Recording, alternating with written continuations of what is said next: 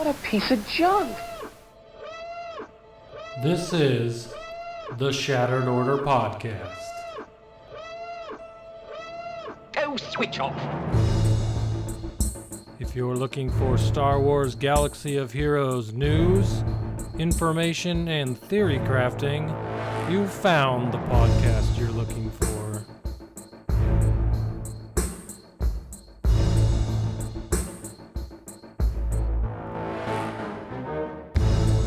With your hosts, GoodNightPunk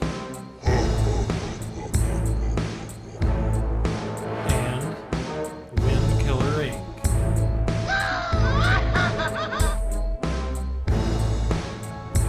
We would be honored if you would join us.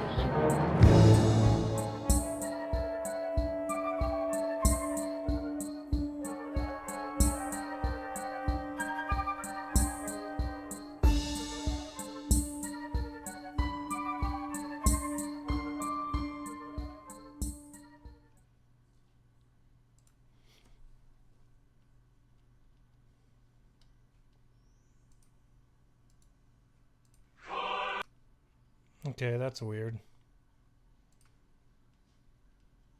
What? This was gonna be.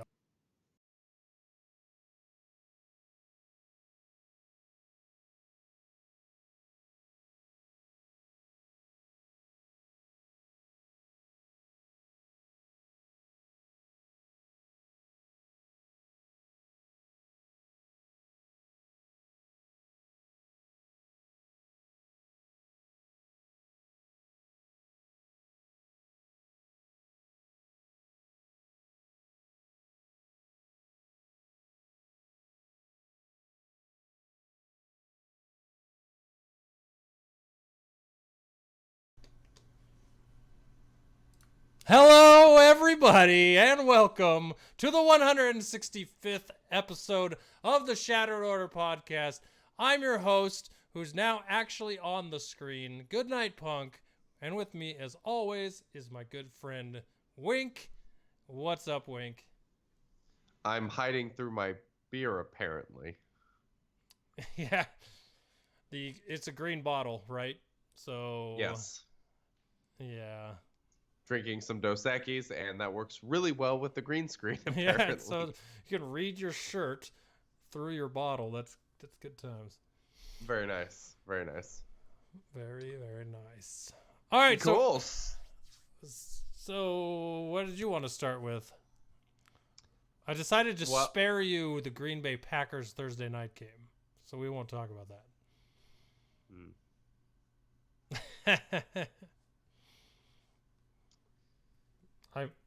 You go where you want to go. Let me just rant about the officiating. What the hell is the point of being able to review passing interference if you don't overturn obvious passing interference?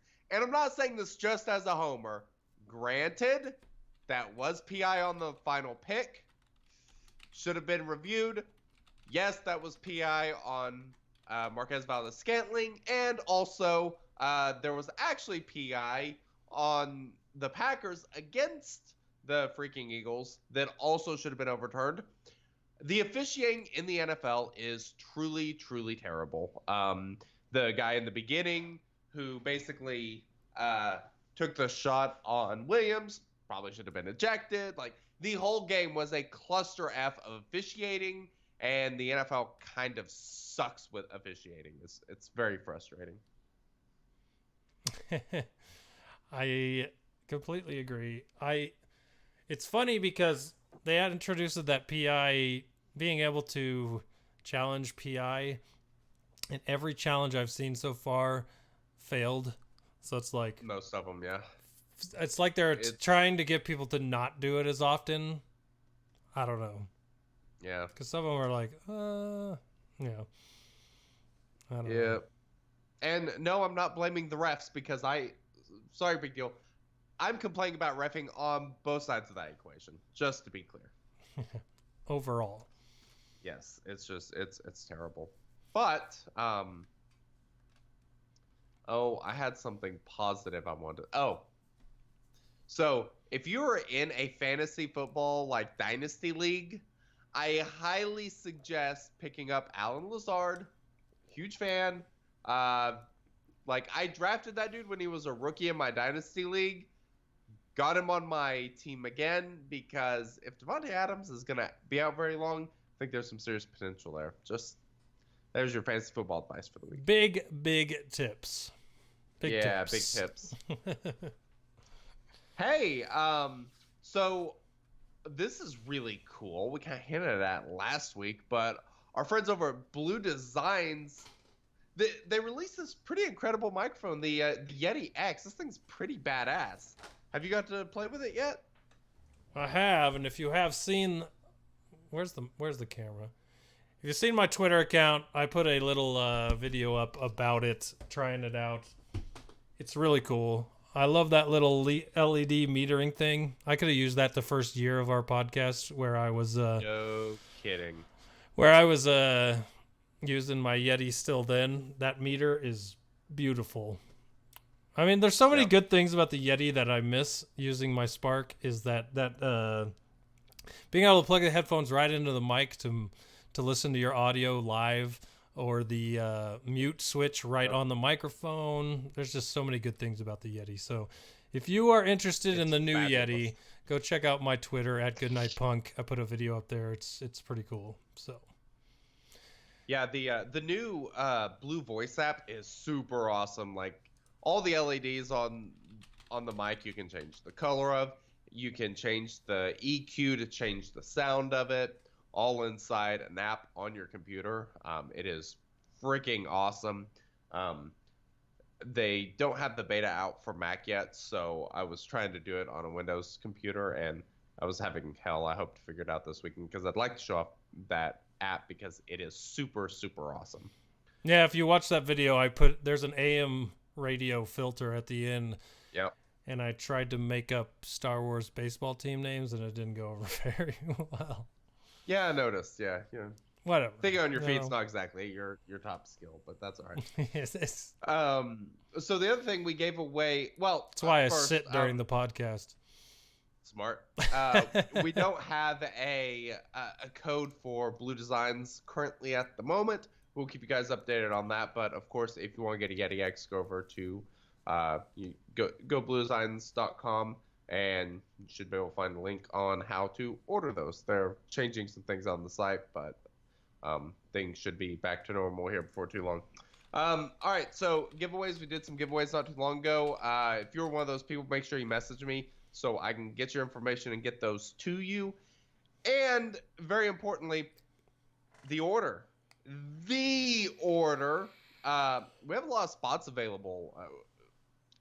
I mean, a ton of our guilds have various spots. I mean, from low GP to high GP, we got a lot of spots we need to get filled. So if you're somebody that enjoys the show and you're that into SWGOH, definitely do that.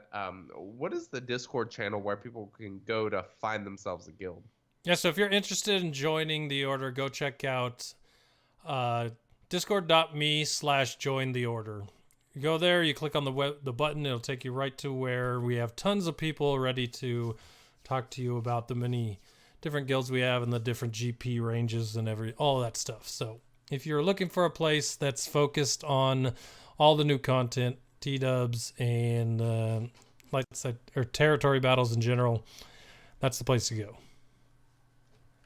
Heck yeah. No doubt. All right. So we I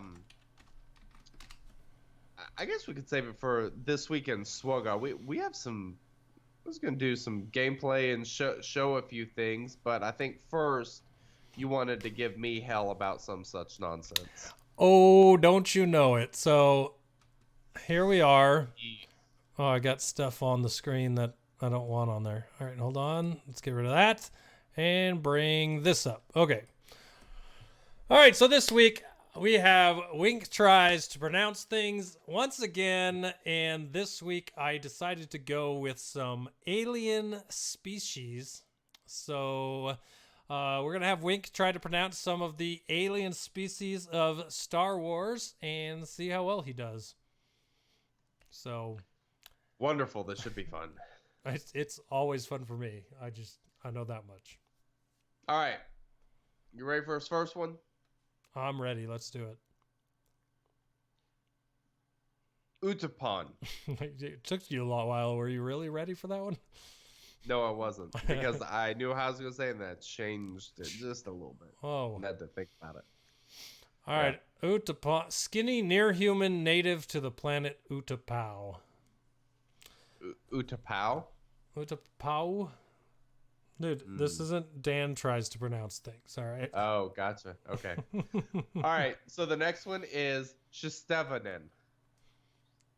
Shistevanen? Yeah. I think that's pretty good. I think I got that one. Those guys are cool. Those guys are cool because they look like werewolves. Ah, fancy. They got big red eye. They got glowing red eyes or glowing yellow eyes. They're really, really cool. Species of fur-covered bipeds with wolf-like faces, clawed paws, and glowing yellow or red eyes. Those guys are cool. Very cool. And the first guys are the... I'm trying to remember. Oh, so... I mean, I can't really... Yeah, let's just keep going and then we'll come back. I was going to try to show you, but it's on my phone. The next one is Krolute. Krolute. All right. Krolute are hulking aquatic species from the planet Krull, or Krull. Interesting. Okay. Interesting. Grokools. Ooh, that was smooth. That one rolled right off the tongue. Yeah, it kind of did. A strong warrior species of Cool, known for their hard rock-textured skin. Okay. The last one is Lakaru. Lakaru. I think you definitely said that one wrong. Because I'm pretty sure that's an I. Where? At the beginning. Why would we start with a lowercase L at the beginning? Oh, okay. Let me redo that. All right, I'll let you redo that one. Lakaru. You're just gonna stick with it, okay? As Wink would say, Lakaru were a sentient species native to the planet Lakar. Lakar. Oh, I'm pretty sure. I don't know. All right, so I want to be from the planet Liqueur. That'd be cool. You went pretty basic bitch on all these descriptions, which I totally did. Which is making this a little bit more difficult, but I feel like you just kind of thought the name Grow Cool would be cool, and so that is my guess. That is the correct one. So good call. Grow Cool. Grow Cools are not Star Wars species. There are no... I mean, if there are hard rock textured skinned aliens in Star Wars, it's not Grow Cools. So, and exciting. Fun fact, Lakarus, as you like to call them, that's what Bastan is. Okay. And Krolutes, that's what Unkar Plutt is from Force Awakens. Very nice. Look at you, like, tying this in. I like it. I didn't tell you that before because then it would prove that they were real. Yes, exactly. That's fair. So there you go. But it didn't matter. I saw through your lies. Still saw through my fake Star Wars alien race. So there you go. All right, you ready for this next thing? I'm ready. Let's do it. Hey guys, what did you do in SWGOH this week?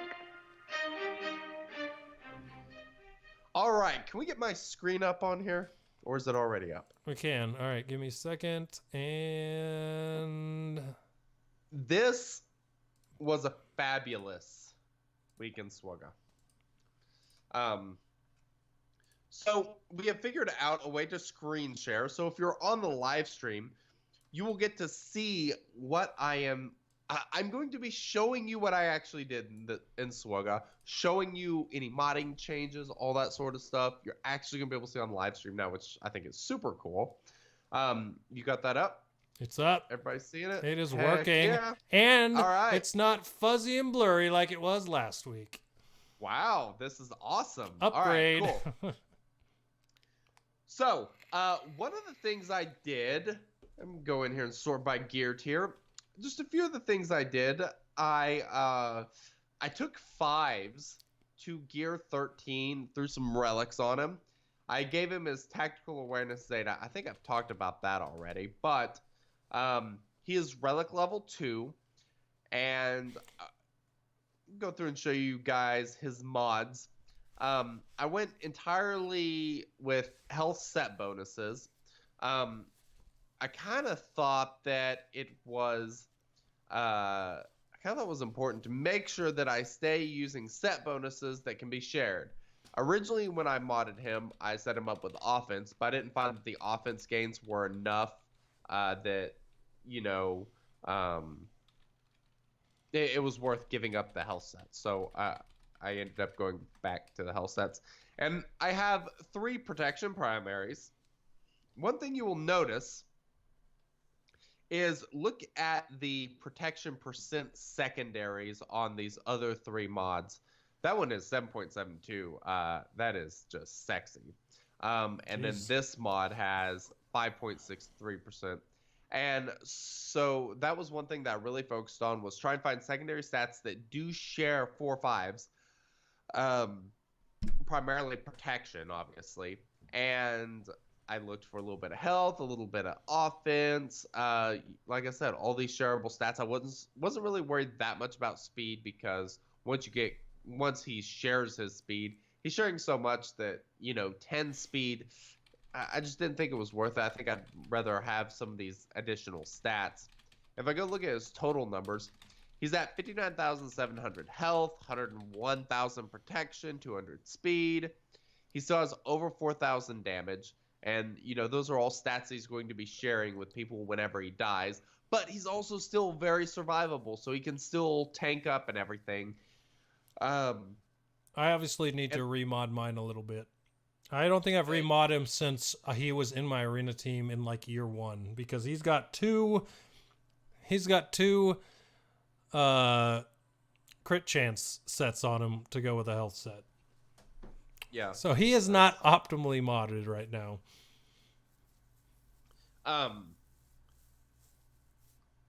One thing I will say, if you don't have tactical awareness data, or if you're not planning on 5s dying, going a little bit heavier defense. Well, there's the thing, right? 5s doesn't have to die. So you can have it as much. But the other part to it, this is the part with that Zeta that confuses me, and it makes it a little weird. He taunts so much that taking down any of the others is going to be hard unless you're doing it with AoEs or dispels of that taunt. It's just so you're definitely getting punished for taking off that taunt and going after someone else. It also depends on how you have the entire team modded as well. The rest of my clones aren't great, so like Echo, for example, he's gear 11, so he's usually my one that dies early. Rex is a little squishy. He's gear 12. But this guy he does a really good job at I've been using this team to take down Grievous. Like, I'll use Rex lead with Echo 5s, Wampa, and like Stormtrooper Han. I think I'm going to try it with Hermit Yoda next time, but it does an awesome job at taking out General Grievous teams because of Rex's nuke ability. And like I said, Echo will die, so 5s will be gone, and then I have all of these stats here, all this health, all this protection that just gets transferred over to them, and then they become super tanky and very difficult to kill. It is awesome. I'm a little offended that we're at the point where you can say he's only gear 12, so he's a little squishy. Yeah, but I mean, comparatively, Rex is right, of course, and he would be squishy anyway. But it's just funny to hear he's only gear 12, so he's a little squishy. Yeah, that's fair. That is fair. Rest in peace, Gear 10 squad. You are nothing. I did a few other various relic upgrades. One of the things I did was crew. He single-handedly won me a Grand Arena. I screwed up on a team, and my opponent was unable to take out my crew in one battle. I'll show you his stats. He's 89,000 health, and go to his armor, 61% armor, and he's still 220 speed. I mean, he is just a total hoss. I took him up to Relic level 3, just as a reward for helping me win that Grand Arena. That was nice. You don't have Bosk at Gear 13 yet, right? I do not. No. I want to tell a story. Okay. Full Gear 12. I don't have any Gear 13s on my alt, but full Gear 12 Sith Empire team. We were on the last characters area of a territory war, and there was a Gear 5 Bosk, Relic 5 Bosk with everyone else Gear 12 of a bounty hunter team. So it was Bosk, Django, Boba Fett, Greedo, and Dengar. That was the team. Okay. Not knowing, because my plan on my alt is to get Bosk at Gear 13 first on that account, because all my bounty hunters are Gear 12 on that account. So I'm like, I want to work on my bounty hunters. So I'm like, all right, I'm going to fight that team, but I don't know what to expect. So I'm just going to take my Sith Empire, because this is the last character area of the territory wars, and it's use them or lose them. So I took in Sith Empire against that Bosk team. And I don't know if it was just because Sith Empire wasn't a good fit as a counter to that team or what, but if I had taken anyone else in against that Bosk team, I would have lost. Everyone on that team, including I have a Gear 12 Sith Marauder I use on my alt instead of Sith Trooper, and every one of them were not making dents with every hit. They would hit him and he would still be full health. Yeah. I cannot remember what I did to get him to the point where I could kill him. But if I had used any other team, I would have lost. That Bosk, those bounty hunter teams they can be pretty good. Bosk with relics, ridiculous. Like crazy. So from my own experience saying it to you guys, if you were thinking about Bosk, I from experience know that he is just tanky as hell and a beast. I'll talk about bounty hunters here in a second, because I totally agree. But my mother Talzin I remodded recently, and I took her to Relic level 4. She does, admittedly, she has some pretty good mods. All right, I'm not gonna lie, but look at this crit chance. I got that mod this week, 8.66% crit chance. She has some pretty insane crit chance. And of course, at this relic level, this was something interesting that I kind of started digging into and found out. I was looking at her at relic level 1 and relic level 7. I'm kind of going off memory on some of this, but I wanted to see how valuable crit chance, 1% crit chance, was on Mother Talzin. See what it would do to her average damage per attack. And here's what I found out. Using an offense set with a crit damage primary, which is how I generally suggest people mod Mother Talzin. That's all I'm going to talk about is that setup. But 1% of crit chance at Relic level 1 was equal to about 83 additional secondary offense and equal to 1.47% secondary offense. And the thing you may notice about that is to get 83 additional secondary offense, that's 2 to 3 procs on that secondary offense hitting. The 1.47%, you can get to, 0.5% offense on 1 proc, and then once you slice it up, that's not that uncommon. But 1% crit chance, that's not exactly crazy. I mean, that's pretty reasonable. I mean, I've seen mods that have, over 2% crit chance, on just one single proc. And so that makes that crit chance pretty valuable. Now, whenever you went up to Relic level 7 on Mother Talzin, the 1% crit chance was still equal to the 1.47% secondary offense. So those two are kind of linked, and because it's based on percentage of the base offense, of course.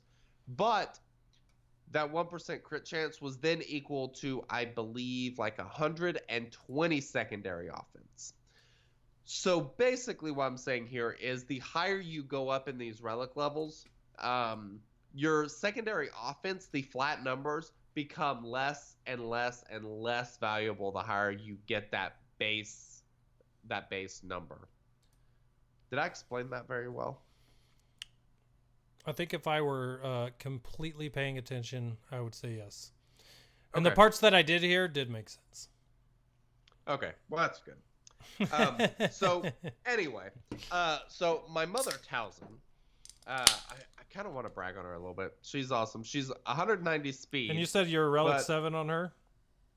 No, she is Relic 4. Okay. I kind of want to keep taking her up, but she's at 11,000 special damage with 60.84% crit chance. Jeez. And oh, good lord, she hits like a freight train on that AoE.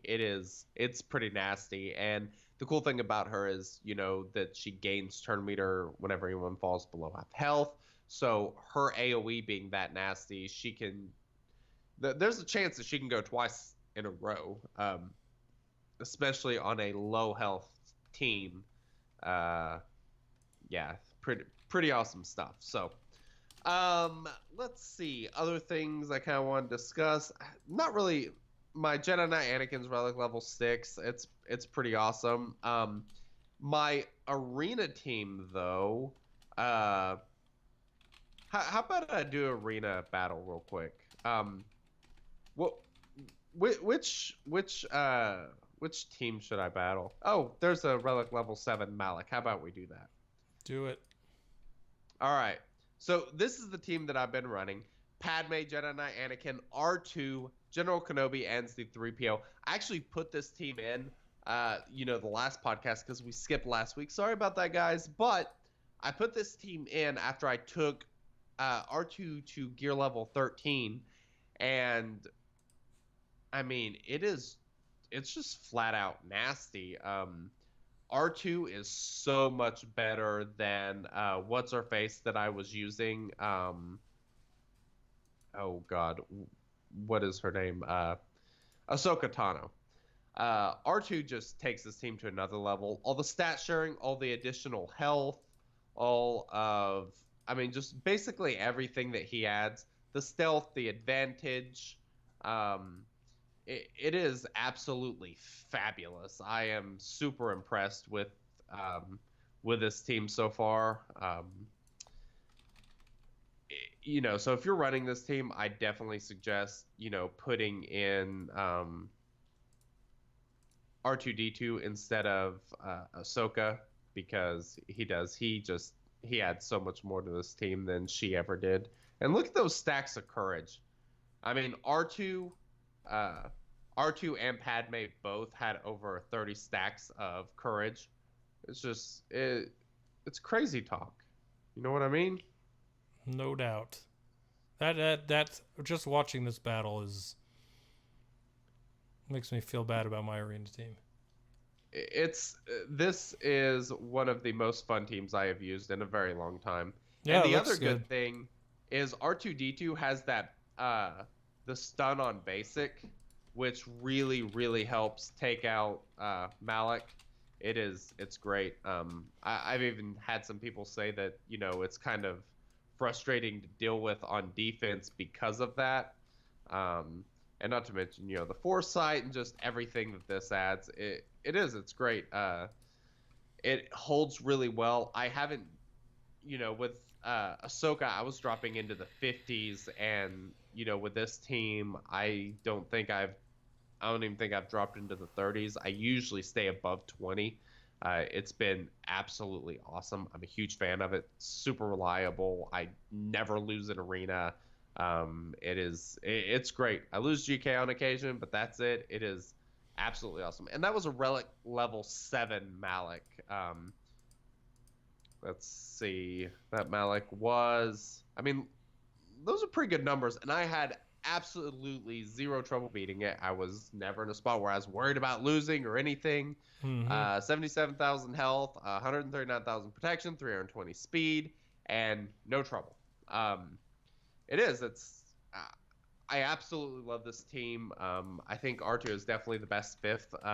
I was, most of last week I was autoing people, but it's kind of got to the point where it's a little bit more difficult just because people do have higher relic levels. I still can do it sometimes, but it's not foolproof, but it is unbelievably fun. I totally love this team. I don't regret taking R2 to Gear 13 at all. I mean, just so much fun. So much fun.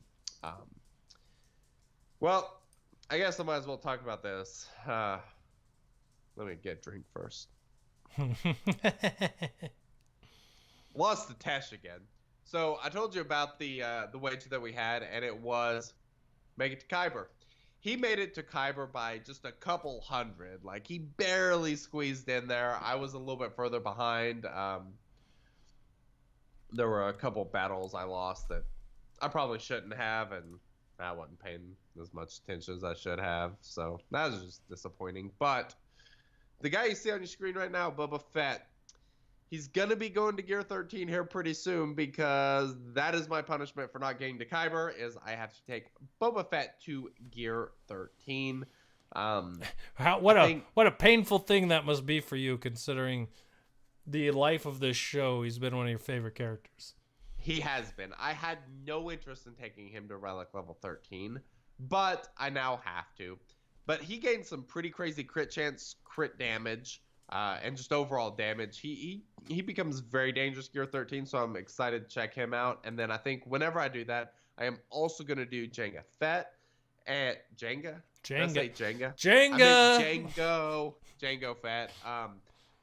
I was going to do it tonight on the stream, but I mean, I've got all these chirotechs. If I took these guys Gear 13 tonight, I would have nothing in case something comes up this week. I'm going to keep farming. We're going to see what happens next week, because I think something's coming. We all think something's coming, but who the hell knows at this point? But I am going to Gear 13 them on the stream at some point. And I've got enough Relic stuff saved up. I will be able to take them to at least Relic level 3. I'm going to try to have enough saved up so that they go to Relic level 4. And that will be done on live stream at some point. So, as pretty much my week in SWGOH. What about yours? All right. Well, first off, I want to say shout out to Vague7 for pointing out that Sith Empire versus Bosk ferocity is a debuff. So that's what's healing him. That is exactly why he was constantly at full health. Wait, ferocity's on you, though. Does it? Oh, it does happen when we get I thought it was only when bounty hunters inflicted debuffs. So is it not? I was just looking at that, and it says when a debuff is inflicted. I don't think it says when they inflict it. Whenever an enemy suffers a debuff or resists. So literally one of the few teams that I ended up beating it. So Sith Empire can beat it and can be a counter to it, but that should not have been that close. Yeah. And since that was a Relic 5 Bosk, I am more than sure that is what made that so hard. It's just crazy. That makes sense. I suspect Bosk will probably be Gear 13 for me before too long as well. You know, if I'm taking these other guys there, might as well take him as well. So, yeah. Gotcha. Yeah, it's like I said, that's the plan for my alt account, is to have him be the first Gear 13 on that account and work on his Work on his relic. Because I really like my bounty hunters on that account. So Yeah. That's understandable. especially comparative to my main account, which is really, really not good for bounty hunters. I think I have 3 at gear 12, Bosk, Boba, and Django, and then a bunch at gear 11. But or Nice. Imbo is still gear 1, level 54 for me. Just not had the time or found the time to gear him up yet. So, Yeah. but he's gear 12 on my ult, and I freaking love him on there. I love that character in the game. He's amazing, which is why it hurts me so bad that he's gear 1 on my main account, but it's okay. It's okay. So let me show you what I did this week, all right? And it pretty much all boils down to 500 first clones. First thing I did, like, we're calling it this week in SWGOH, but it's technically 2 weeks, so a lot of this was done over 2 weeks. I would not have been able to do this in 2 weeks, but 2 weeks I Zetaed Rex, so now all of my 500 first Zetas are done. I only had to put 3 on, not the 4, because I had 5 Zeta from before the turn meter one for a long time from the Heroic AT, so I only had to put 3 on them, and now they're all good to go as far as Zetas go, because I just really like clones. So, I know.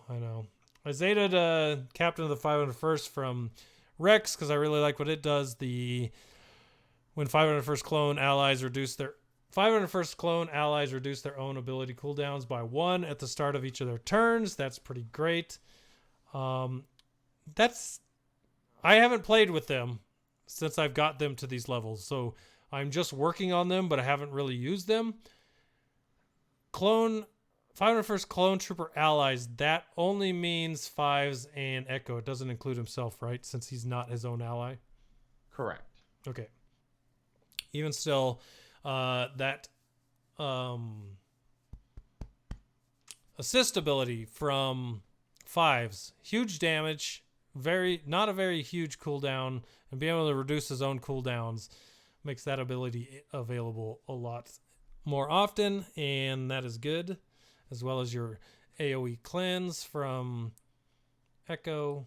Lots of good stuff from that. So, not to mention it also lowers the big hit from Ahsoka, since she is... Oh, no, she's not a clone. That said clone, right? Clone trooper allies. Okay. Gotcha. She is 501st, though. She is. And that's why she's sitting there in my... Oh, she's still in my favorites. Still working on getting her to gear 12, but I kind of stopped and started working on those 501st clones. But I also got Echo and 5s to gear 13. And now they're both Relic 2. So I'm working on Relic 3 mats, but I'm not sure which one I want to take first, 5s or Echo.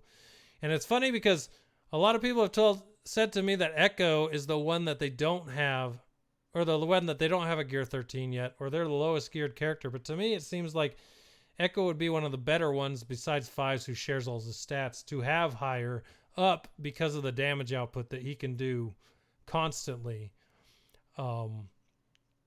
So that's why I chose him as the second one I got to gear 13. Very nice. Because it just seems like he'll be a wrecking ball once he's higher up there. I'm working on Rex right now. I think I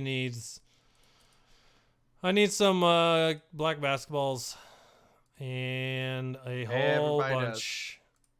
Not a whole bunch of Kairos. I'm 98 out of 50 for the 2 I need for that gear 13 finisher. But the problem is I'm only half filled on the data pads for him. So I almost have all the 500 first clones to gear 13. So that's pretty exciting. Nice. The only problem now becomes this stupid Shakti farm. So, where are you at on that? Shakti was 34 out of 65 last time we podcasted 2 weeks ago. Okay. She's now at 24 out of 85, which means I was able to get 55 shards.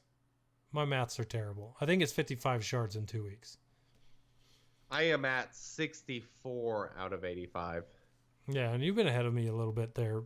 Did you buy the $10 pack? I can't remember. No, I did not. Okay, so yeah, you just had much. Have you bought any shards? Like, why are you so far ahead of me? Oh, you know what? I can't think of.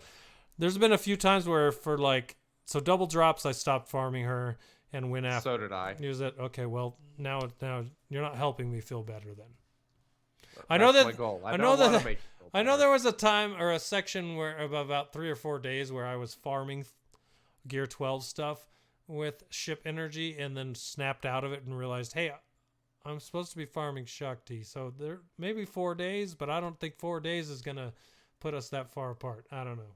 You're just it's super annoying. But yeah, that's where I'm at with Shakti. Most exciting thing for me in the last 2 weeks was completely maxing out General Grievous. So Ooh. Relic Show 7. us those stats. All right, so Relic 7, General Grievous. I've got him sitting at 159,000 health. Damn. And 48,000 protection. I have no speed on him because all of that has gone to getting that health on him. I might remod him a little bit it might pull down his health a little bit, but bring up his speed because he's only at 153 speed right now. But that's because I put all of my highest modded health sets on him. So, what are you doing with him exactly? Like, what's your, what's he being used for? well, we'll get to that in 2 seconds. Cool. So he's maxed out. So then I thought, I'm going to try out that Hateful 88 team. The one that is IG-88 lead, Probe Droid T3, BB-8, and General Grievous. I have not remodded the team, so I haven't played with it yet, but I did Zeta Probe Droid and T3 this week. Okay. So I have all the Zetas needed for the team. I just need to remod it for speed to make the speed work to do what I need to do to kill Bastila first and then kill Malik with his stuff. So yes. Yeah, so I'm trying to build the Hateful 88 team. I just need to find the time to mod it. Putting it together. Yeah, so I have it all ready. I just haven't used it yet. But that's the most exciting thing for me. Maxed out General Grievous, and I don't know if I talked about this last 2 weeks ago, but Wampa is now at Relic 2 by not even trying. And holy crap. What's his damage number? I want to compare it to mine. Without really having mods on him for damage, he's at 5,200. That's only plus 458. I am at 3665.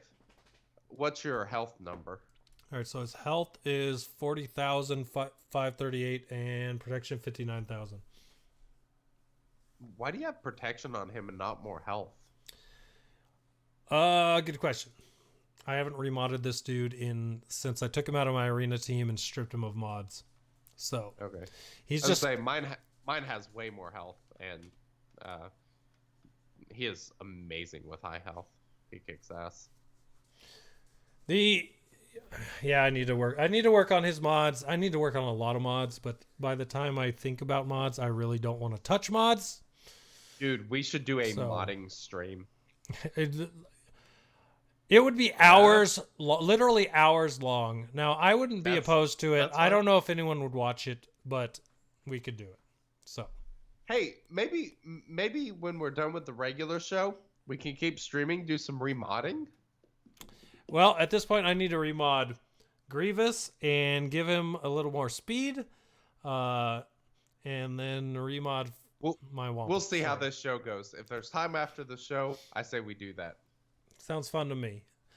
Yeah. But I wanted to say this, that since I've got him at Relic 2, holy smokes, I've used him in a couple of not arena teams, Darkside GOTB teams as a fill-in 5th when I platooned the 5th member of that team. and I think a few more relic tiers and he will be fully back, but he survived to phase 4 on almost, or not on almost. Phase 2 and phase 3, he survived all the way to phase 4. Did not get killed despite his lack of synergy. Was slapping people around for 50,000 damage, even without getting too ramped up. So Relic Wampa is back for TB, and I am super stoked for that. I mean, he was great in Hoth because they were all rebels, and he has boosted damage against rebels. So when the new one came out, I'm like, well, Wampa is taking a back seat. But with some relics on Wampa, he can be a perfect fill-in for platoon in a team where you've platooned a character, and I'm loving it. What was the entire team comp you were using? What is the entire team comp? So one of the ones I was using him was Palpatine, Vader, Thrawn, Shore Trooper, and Wampa. You know what I'd like to see? What would you like to see? Boba lead with Wampa.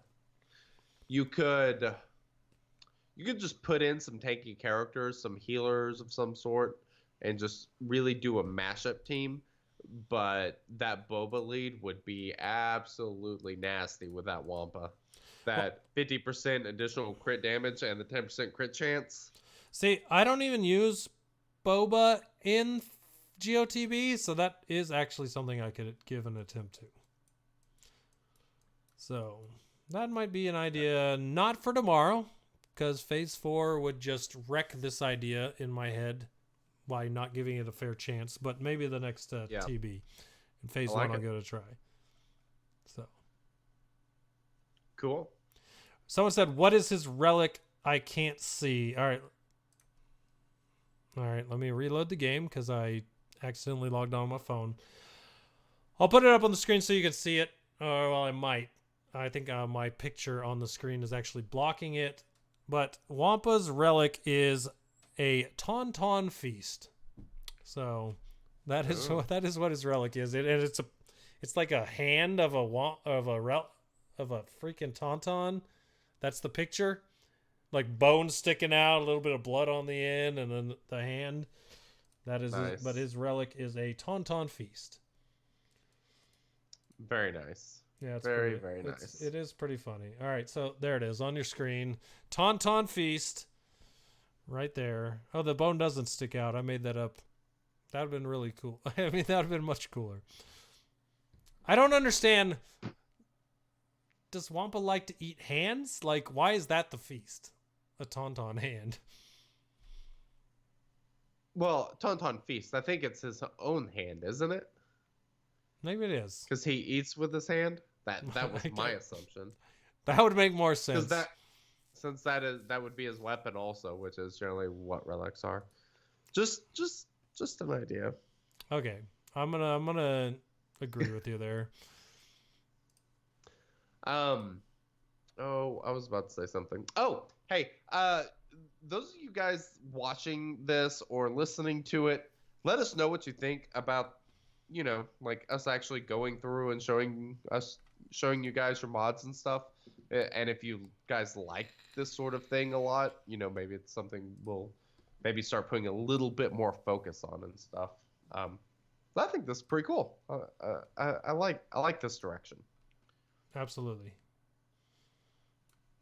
I agree. All right. So that's pretty much it of what you did in SWGOH, right?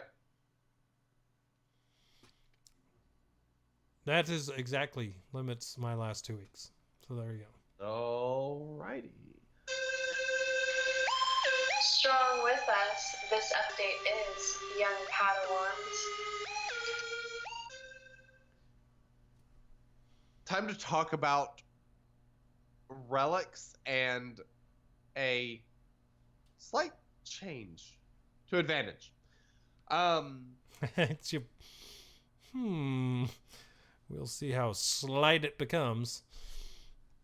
Yes. So basically, they rebuilt the way advantage works, because previously, if you were to attack a character who had foresight with advantage, bye-bye advantage. They made it to where advantage will stick until you land a crit. It absolutely will not go away until you hit a crit, which is not the way it's been.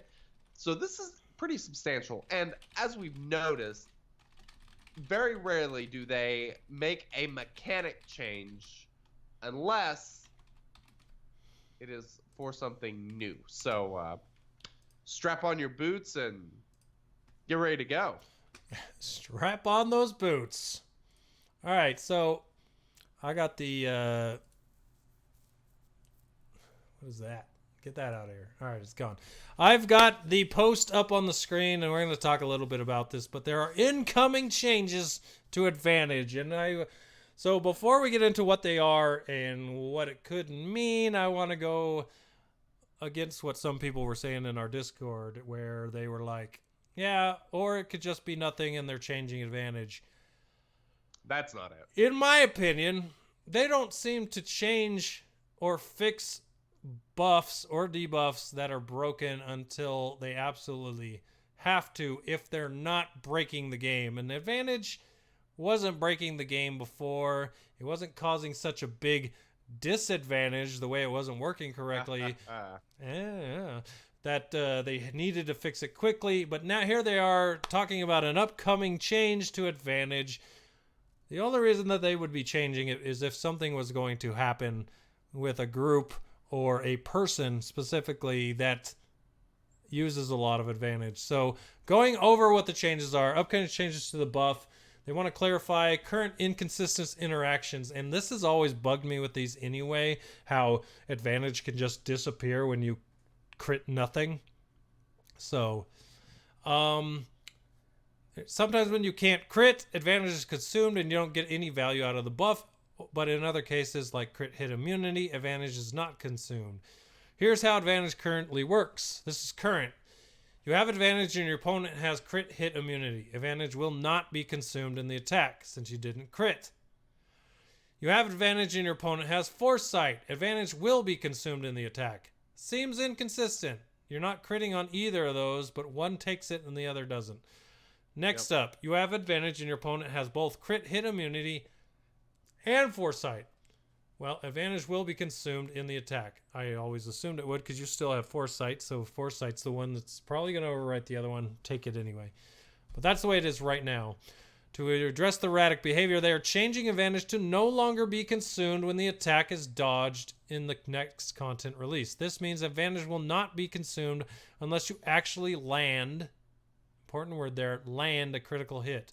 Do note that advantage can still be dispelled and will still expire at the end of the buff duration like normal. So if they have crit hit immunity or foresight for long enough on a character that you have to attack or you're going to attack, you will lose that crit hit immunity. It will just disappear because the buff wore off. So yeah, that's pretty much what they're changing for advantage, making sure that you only lose it if you use it. Yes. So one thing that kind of backs up your point is you have First Order that is very crit and advantage based. Actually, First Order and Resistance both are very crit heavy based teams, but Resistance has a lot of foresight. RJT gets it a lot, BB-8 gets it a lot, R2-D2 gets it a lot. It's a very common buff, not to mention RJT gets evasion as part of her mastery stat with relics. There's a lot of that, and so this could be tying in with that. However, I see this as just an opportune time because I think a crit-based team is what's going to remove Malik from the meta. What do you think? So I want to talk about the prevailing theory about this change and then talk about my theory. And I want to hear your thoughts on it. I posted it in the Discord this week when this happened and it came out, but I want to know what you think of the idea and just kind of put it out there to everyone on the podcast. And once people start listening, coming back to the Discord and telling me what they think about this idea. But Okay. the prevailing thought right now is that a character is going to come that is going to possibly be General Anakin or someone like that goes with the clone teams that are missing key buffs that they can get, though their kit says when they have those buffs that they do special things. So the idea is that this character is going to come around with some kind of advantage kit that's also going to add other buffs that works well with clones. So, Okay. and they think that this change is going to happen as that comes out to make sure that that character works the way they want it to shift the meta. That all makes sense, right? Yes. Here was my thought on this, and it might be way too early for this, but I think this would be much cooler as far as overall gameplay goes, not so much breaking the meta that is there now. But what if this was being done as more of a detriment than a helpful thing? Now, stick with me with this. How do resistance teams gain turn meter under Jedi Training Ray? By landing crits. Crits or landing exposes? Well, crits to get the exposes. So Yes. right. All right, so they do that way. And it's pretty, it just all depends on your crit rate and how you do that. And so it is, you have to manipulate it a certain way to get the team to work correctly. What if they were introducing a first order character or a legendary in the next couple months that the leader ability puts them on par with the resistance in a way that every time a first order character gained advantage, which they do a lot already, that they would gain a certain amount of turn meter. Now, the way that this would be a detriment, or the way the thing works, is that there are a lot of teams out there that get a lot of crit hit immunity. There are a lot of teams out there that get a lot of foresight. If you're not able to crit, you keep the advantage on your character for longer, thus not being able to gain advantage and not being able to gain turn meter under a character that said, hey, here's turn meter every time you gain advantage. So if they were to introduce a first order leader like, say, Hux, that put them on par with resistance for turn meter based on advantage, this change would make it so that it was harder to get advantage every single turn that they went, as opposed to every single turn, because even if you hit a guy with foresight, it's going to disappear and you'll be able to get it again. Are you with me? Are you catching what I'm throwing here? I think I'm with you. So this would be more of a detrimental change to that team, and they would make it more niche, because now you'd want to take this new first order team against certain teams where you knew they weren't going to have foresight or they weren't going to have crit hit immunity, and it would give them a very niche counter in territory wars and Grand Arena, because they would want to go against teams that weren't so focused on crit hit immunity and foresight as to some of those other teams out there. So I don't know if that's, and the thing about it is they could still do that and still do the meta character. Like, either one of those could still happen at the same time or in the same boat, or it could just be the meta character without this. But I really think it would be cool for a first order team if that were the case. I don't know. What do you guys think? Very interesting. I don't think that's what it is, but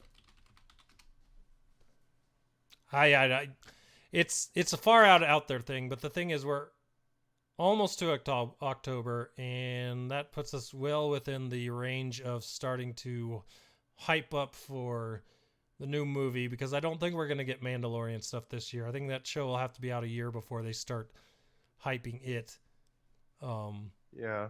So I don't know. Why would they want to hurt the first order, though? I'm not saying they would want to hurt the first order, because if you look in the game, there's 8 of them. So All they got to do is add 2 more characters, and now you got 2 teams. So it might be a character where it's not a leader ability, and it's a unique, because obviously under Phasma lead, which doesn't get used at all, really, there's a lot of advantage going around, and that character added under Phasma could use your leftovers to make a really good synergy team. So I don't think it would really hurt them. Interesting. Well, time will tell. We will see. I think the clone reworks with the crit damage up thing on Echo's basic that has no synergy with anyone currently in the game, and the fact that advantage is directly tied to crit damage and critical hits and all that sort of stuff, I strongly suspect that was the reason they did it, but we will see. So there's a question you put in here is, how are your relics coming along, and how are they affecting the way you play the game and the way you plan stuff? Yep. What are your thoughts on this? Well, I can tell you this, that I literally stopped worrying about lower geared characters and started...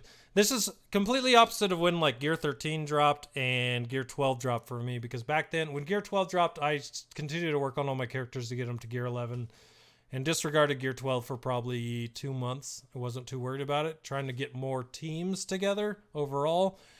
Same with Gear 13. I wasn't worried about getting characters to Gear 13, more about getting character teams to Gear 12 to have a more fully maxed out squads as opposed to just one character. But I'm at the point now where I'm only thinking about the squads I have built right now and how to make them better by getting certain characters in those teams to Gear 13 and start relicking them. So, for example, like I said, I got Echo 5s and almost Rex to Gear 13 now, because I know that once I finish Shakti's farming, I'm going to build that team, and I feel like Lightside GOTB is going to be perfect for that, and that it might end up being something that is meta depending on if a new character comes out. So... For sure.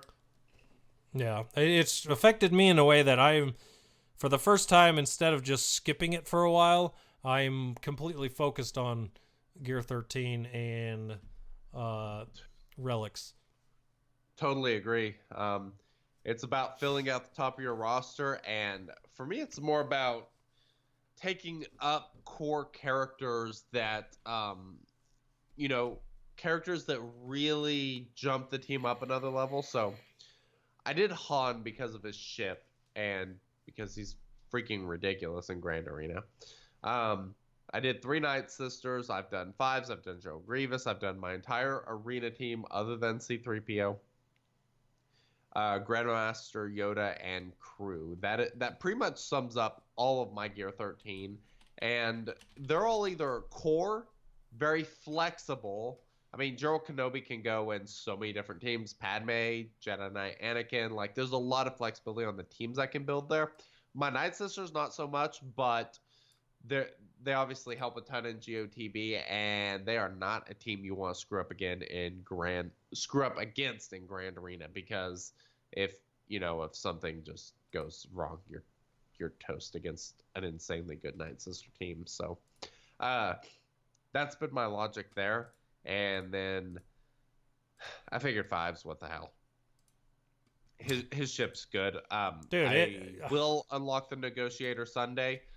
So that's factored into that sum. I will probably take him up another gear level because, having his ship is going to change my roster a lot for Territory War and maybe even Arena. I'm probably going to switch to that team because it is actually quite good. Yeah, that's an interesting thing you kept mentioning. It's a kind of a trend in what you've said so far. And that's the next question on here.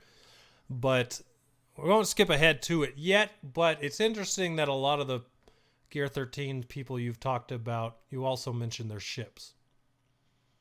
Yes. Because as far as I know, relics don't affect the ship's stats so much, but they do affect speed, right? No, they affect all the stats. I can't remember what I was reading. Someone said it was just speed. So if it is all the stats, that's even better. Because I know for a fact my Gear 13 Relic 2 5s is that AoE on his ship now is just, if they're hit with that target lock, it is nasty. Like 70,000 a hit on each of them. It's nice, ridiculous. So I'm not sure I've used his ship since I took him to Gear 13, but I am excited to Sunday. yeah, for sure. It'll be awesome. Wait, what's Sunday? Oh, I know what you're talking about. Yeah. Hey, we are 29 minutes away from our unlock of Wat Tambor. I know, right? And it's funny because 2 weeks ago, we realized that we were just short. And right here on the stream, realized we were just short. 2 weeks later, put us right back in the end of Phase 3. We're going to unlock Wat right here on the show. So that'll be nice. Yeah. So there's some other characters that I'm dying to take to Gear 13. Emperor Palpatine's one. I was looking at his Gear 13 or Gear 12 I have finisher, a weird one. And Emperor Palpatine, he gains something with that finisher that he doesn't have otherwise, and that is health steal. The only way he can re-heal himself is his special ability, or if you're using Shore or something along those lines. But 10% health steal, because of the amount of damage he does so much damage with shock on his basic and the turn meter gain and all that stuff. He has the AoE. He is absolutely a great character to take to Gear 13, and part of the reason is because he is a fabulous leader for your territory battles. He is absolutely amazing in Grand Arena. He does a lot of things so freaking well that I really, really want to take him to Gear 13. I'm kind of itching to. Plus all the additional health that'll factor into his health bonuses, with stats and everything. Oh, it's tempting. It's so tempting. You know who I've been really thinking about, and it's really funny because he's been Gear 1 on my roster until Darkside GOTBs. But I am absolutely in love with this character since Darkside GOTB came out, and that is Count Dooku. Dude, that's a good one. Mine's love Gear that 11. dude. I want to take him to Gear 12 because I have a Zeta on him. Mm-hmm. But I can imagine him in Gear 13. Just sounds nasty. He does so many things that are just perfect. The amount of counters he does that include stuns, all the healing he does because of all the counters. It's just, he's so good, and he can fit in a Sith team or he can fit in a Separatist team. Like, he's got utility to him because of those two tags, and it's just, I really, really like Dooku since this GOTB came out, and I actually took the time to put things into him. I totally agree. He's a lot of fun. And he does shock, so you can use him as a Separatist, or you can use him with Emperor Palpatine and get even more shock because, Palpatine gains all the turn meter off his shock. Hey, that's actually a good point. No, that's he does a lot of debuffs as well, so not even, yes. Because and you bring a good point. Ability blocked and stun on basic. Because when I was talking about Sith, I was meaning more, I've been using him a lot under Traya with the Triumvirate. So I always throw Dooku in with the Triumvirate in Grand Arena because it's just an extra guy. I don't remember why I did it the first time, but I've been doing it since then. He fits really well under them, but you make a good point as well that I didn't really think about, that Palpatine lead is Sith as well. And if you put him under Palpatine, he's got all those debuffs too that'll work well with under him as well. So that adds another team I'm thinking of, as well as the Separatists. So if you put him under a Newt, Newt is probably the best one for him, unless he's the leader. Yes. But I don't really think anyone uses his leader anymore. So something I was doing with Emperor Palpatine, I got 4 out of 4 on all the missions except one, and ironically it was my Emperor Palpatine team, which never happens. I always smash with that team, but I was trying a new strategy, and it works unbelievably well in waves 1 through 3, but not 4. So what I would do with Emperor Palpatine is I would basically shock everybody, inflict the debuffs, the typical stuff, but I would get shock on everybody and then just start shocking one character because he's on such a short turn meter then that you can just work your way around dropping everybody's health and then start picking people off. And by doing it that way, you're slowly increasing the turn meter of everyone so that when you move into that next phase, your entire team can be completely loaded up with turn meter.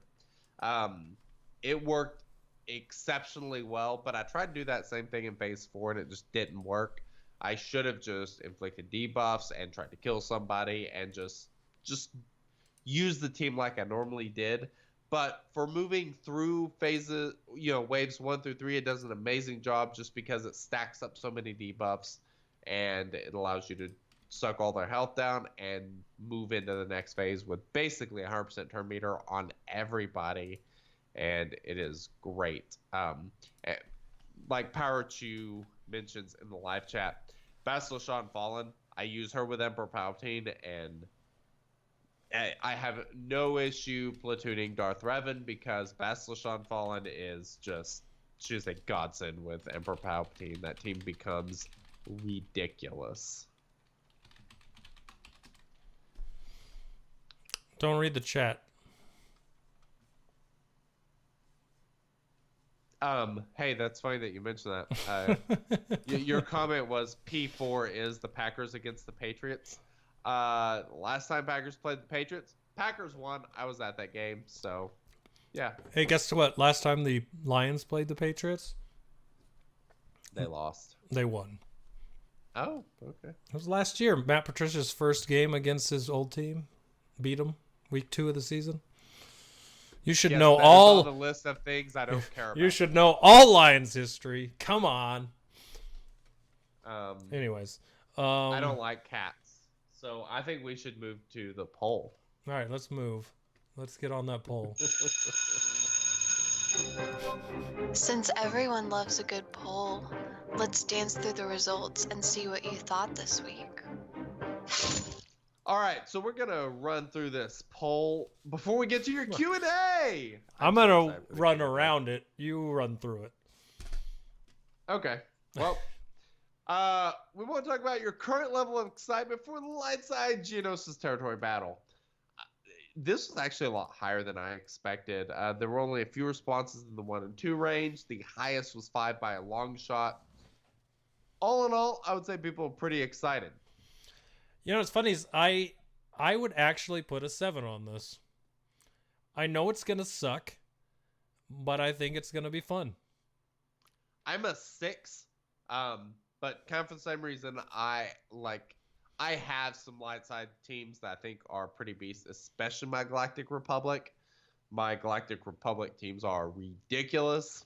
Obviously, I mean, I use them in arena, so I think I'll have a team that can smash through that pretty well because I think you're probably gonna need some relics on there. So I'm excited to see what happens. Yeah. I think if the teams that if 500 First Clones somehow aren't one of the required teams in that TB, since I've been working on them, then I won't be as excited. But I feel like I'm kind of ahead of the curve right now for light side territory battles, so I do feel that's part of the reason I feel good about it. Yeah. Like if you were to have a chance to gear 13 Geos before GeoTB came out, it would be the same type of feeling, right? You're like, all right, I know these guys are going to be required, and I got them ready to go. Imagine beating the Ackley on the first day. Now, I'm not saying I'm going to beat the, God, now I can't remember the name of that beast that we're getting. The Rhino. Yeah. Taku? It's not Taku. What the hell is his name? Reek. The Reek. That's it. The Reek, yeah. So. Oh, that's right. Game of Thrones reference. Next question. What is your current level of excitement for Relics? This is a lot more spread out. The highest were between 3 and 5. This on, of course, 1/7 scale. Kind of equal. 3 and 5 were kind of equal. 4 was just a little bit lower, and then 1 and 2 were about equal to 1 and 7. I mean, it's kind of, it averages out to basically a 4 level of excitement. And I think the only reason that this isn't higher is because you just have to be Gear 13. It's literally like, I love Relics. They're super fun. I don't think I'm going to love them as much when I run out of gear to put into them, which will happen quickly depending on the amount that we get up to that Gear 13 level. But right now, building these Relics is actually, it doesn't feel as tedious as I thought it would, if that makes sense. Getting the signal data isn't that bad. The third one kind of sucks. The drop rate is not the same as the first two, but it's not as bad. So our friends over at the HSTR project, who do a great job at keeping data rates. So the fragmented, this is the basic one, the blue stuff. The average drop rate on this was over 500 something attempts, was 138% drop rate. The incomplete, which is the green one, the drop rate on that was 94%, and then the drop rate on the flawed is 66%, which is pretty close to what I was thinking. Definitely believe that. Makes sense. It's about basically 1 1/3 on the one, 100% on the green, and then 67% on the blue. I kind of think that's what they did. Just drop it by thirds. As you increase there, and I'm totally gonna detour a little bit right here, but I want to offer a suggestion on Relics. So they did the math on this as far as Relic levels, and this link will be in the show notes. So, if you're listening to this just under the podcast poll, you will see the link for this this Reddit post, and it shows the crystals spent on refreshing and such to increase your relics and such.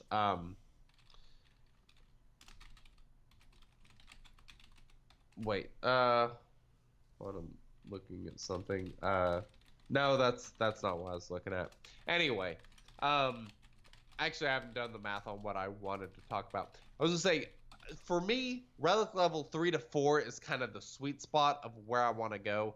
I think that's where you have the best ROI, because relic level 7 is the highest. They all increase, basically, like your stats increase the same amount by going to relic level 1 as it does from going from relic level 6 to 7. The only difference is going from relic level 6 to 7 is frigging expensive as all hell. And so going from 3 to 4, get it just before you start using the blue stuff. I think that's where your best ROI is, because you're getting pretty good drop rates on the stuff, and it's pretty easy to get there. You're getting massive stat increases, but you're not at that point spending so much on those next relic levels. There is a diminishing returns on all of that, because the bigger your base number is, the more you add, the less of a percentage of an increase that is. So those top tier relic levels aren't quite as important. I know people get really antsy about saying, oh, relic level 7. Well, I think once you get to relic, I would say 4, you're kind of at a spot where it's not that much different than relic level 7. I mean, there is definitely a difference, but I think you're better off just kind of getting there and then taking the next character up to there, rather than trying to go to relic level 7 on certain characters. I'd rather have, you could basically get, 3 or 4 characters to relic level 3 and 4 for one character going Relic level 7. And to me, that is just, it's a great investment. It also kind of depends on how many characters you do actually have at Gear 13. That does factor if you only have a couple and you want to just keep going up. Totally fine, get it.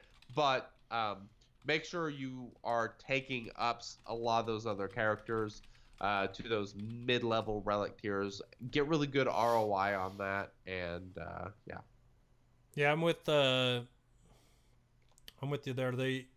4 is about where I think that I'm going to stop on most characters and then just keep working on each of them to get them there. Mostly because the pieces needed to get to 4, like you said, I have the pieces for that. And then once you start moving past that, you have to get the worst drop, not the worst, but the lower drop rate signal data. Plus you use bigger, like literally the one where everyone says to use Mark III holo projectors. On my main account, never have holo projectors. I would have to buy them each time to make that happen or farm them, which, isn't that bad either. But it just feels like, and then when you get to the next one, you still need more of those holo projectors. And then on the 7th one, you need more holo projectors. So for me, it's going to just be a lot easier to get things to 4 and stick there and see where things land. For me, having more of a team at 4 than 1 at 7, and then, nothing past that. It just seems to me to be the better investment of gear and time to get a whole team to 4 than worry about the 7 right now. So, I'm with you. Cool. All right. We pulled how many people have Gear 13 characters. Like, how many do you have? 42% of people were 4 to 7. 2 to 3 was 9.5%. There was only 3 people said they didn't have any Gear 13 characters, and only 4 that said they had 1. Personally, I have 12, so I am with that 28% that's in that 8 to 14 range. 25 plus, there are 4 people that did this poll. This was 74 responses. All right, so I fall into the biggest chunk, the 41.9, because I have 5 Gear 13s. Who are they again? Malik, Grievous, Wampa, 5s, and Echo. Okay, good choices. But on my alt, I fall into that 0 category. But only because of my alt is behind where my main is, where both in legendaries and... Like, I got Malik the second time around on my alt, so I've been gearing Malik and not worrying about Gear 13 for the last 3 weeks, because how many Chirotechs does that freaking guy need? I don't know, but I'm not buying them. So, yeah, Malik sucked on that account. Before him, I was gearing Padme, who also needed Chirotech. So, that account has no Gear 13s. But, yeah, I can see... the 4 to 7, because that is exactly where I stand. I could see that definitely being the biggest one. So, yep. The highest Relic level, there's actually 31% of people that have all the way up to Relic level 7, which I found interesting. Anything else there you want to discuss? That was really the only thing I found interesting. I'm curious how many of those 31% is just one Relic 7 or more than one. Because I'm willing to bet, like me, I have a Relic 7, but the rest are, next highest is Malik with a 3, Wampa with 2, Echo, and then 5s with 2. So, yeah. I mean, I have a Relic 7, but I'm not shooting for 7. I just felt as though Grievous would get a lot more out of the 7 than a lot of others, at least damage-wise. As far as how much better and how much more fun do people think that Relics have made the game? It's kind of between 4 and 5 on average. Both of those answers, those questions are separate, which I'm sure you can see on the live stream. I don't think there's much more to talk about there. As far as the login character, Poggle, we asked what do people think that means? And for the most part, 47% of people, they think it's a call out to the Battle of Geonosis. And that's pretty much it. Most people don't think there's much else going on besides that. I mean, Lightside GOTB is on Geonosis. So, might be a tip that October we might get the Lightside version. Yeah. I mean, we know it's coming. Surprised. Why would you be surprised? I just get the impression it's going to be more like November. That's Maybe a 1 long year friggin' time anniversary. ago. We have... So, September's ending, which ends this quarter. It's not coming out this month. I would assume it's got to be within... I'd say it's either November like you think or October. It's got to be. Because if it wasn't, I don't think they would have even announced it yet. They got to be But close on it. They knew we knew. Come on. Well, yeah, but even still, you don't announce something and then make people wait 5-6 months because you know how a community gets when they don't get what they've been told they were going to get. That's true. They get antsy, but So we'll see. And then in a game like this where you tell someone about something and they spend all their time getting ready for it and it doesn't come as quickly as they thought it would, they realize, oh, I missed out on this meta and gearing that meta because I was gearing this because you told us this was coming, but it took 6 months. You know, I just feel like it's going to be October, end of October or to the end of November, like you said. So we'll see. Yeah. The next question was who I should have taken to Gear 13 because of losing to Tesh. Only 5 people selected Boba Fett, which is who I, in fact, do have to do. 17% said Wampa, 15% said Hermit Yoda, which Hermit Yoda, I'm pretty sure, is going to get an ability at some point, so he will get to Gear 13 at some point. And the other one was Clone Sergeant Phase 1. Boo! Anyway. Clone Sergeant Phase 1. Yikes. Ugh. Of the above image characters. Okay, I'm not on the images. I gotta see from the questions what these images were.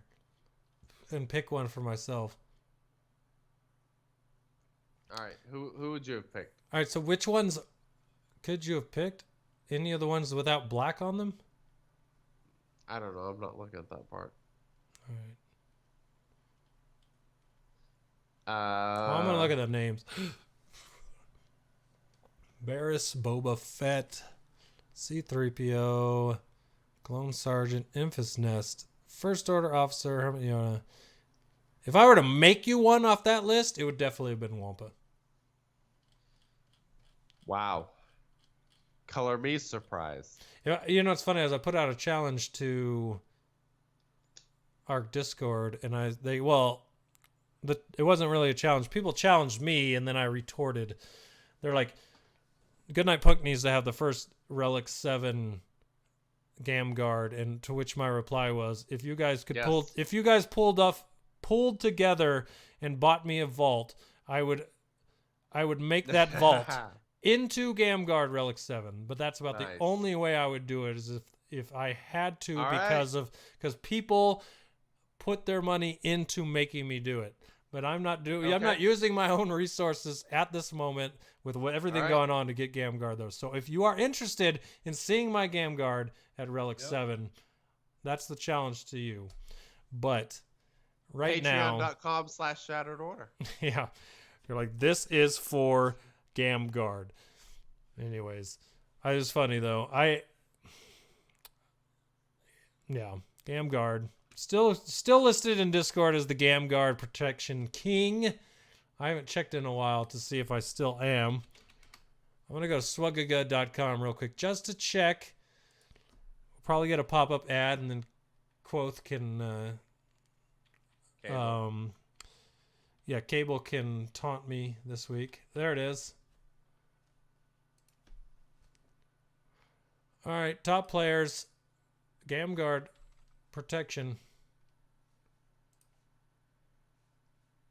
Still number 1, LSO, GoodNightPunk, by 2,500 protection. Still the Gam Guard Protection King.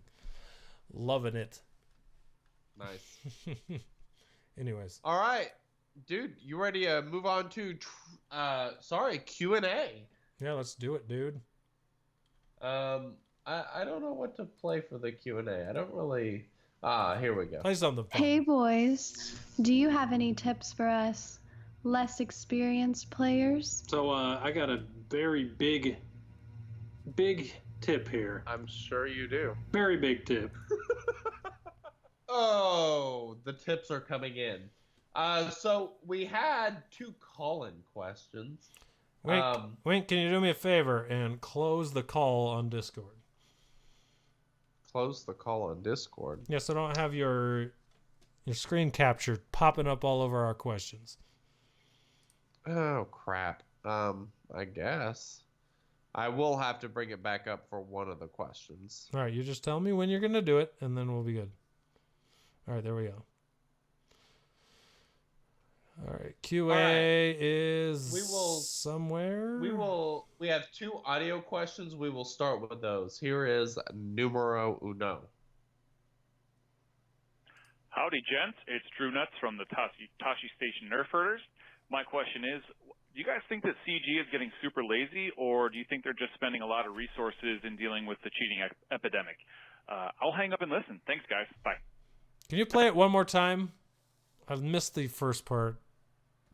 Howdy, gents. It's Drew Nuts from the Tashi Station Nerf Herders. My question is, do you guys think that CG is getting super lazy, or do you think they're just spending a lot of resources in dealing with the cheating epidemic? I'll hang up and listen. Thanks, guys. Bye. I kind of think they just have a lot going on, and I think they're probably understaffed.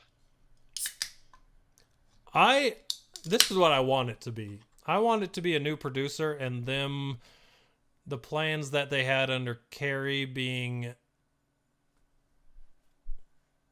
not completely thrown out per se, but the plan changing in a way that they've had to take a little extra time to work things out to get under this new producer's vision for the game. And hopefully it's a vision that is better for the game, that we all like and we can get behind, much more so than the things from the past year with, Old Republic and all that other stuff. Hopefully this guy's got an idea of what's going to happen, that they're implementing and having to change a few things and redirect, and it's taking a little more time than they had thought it might, and maybe that's the reason. And I gotta hope that that's the reason, because everything I've read about the new producer I like.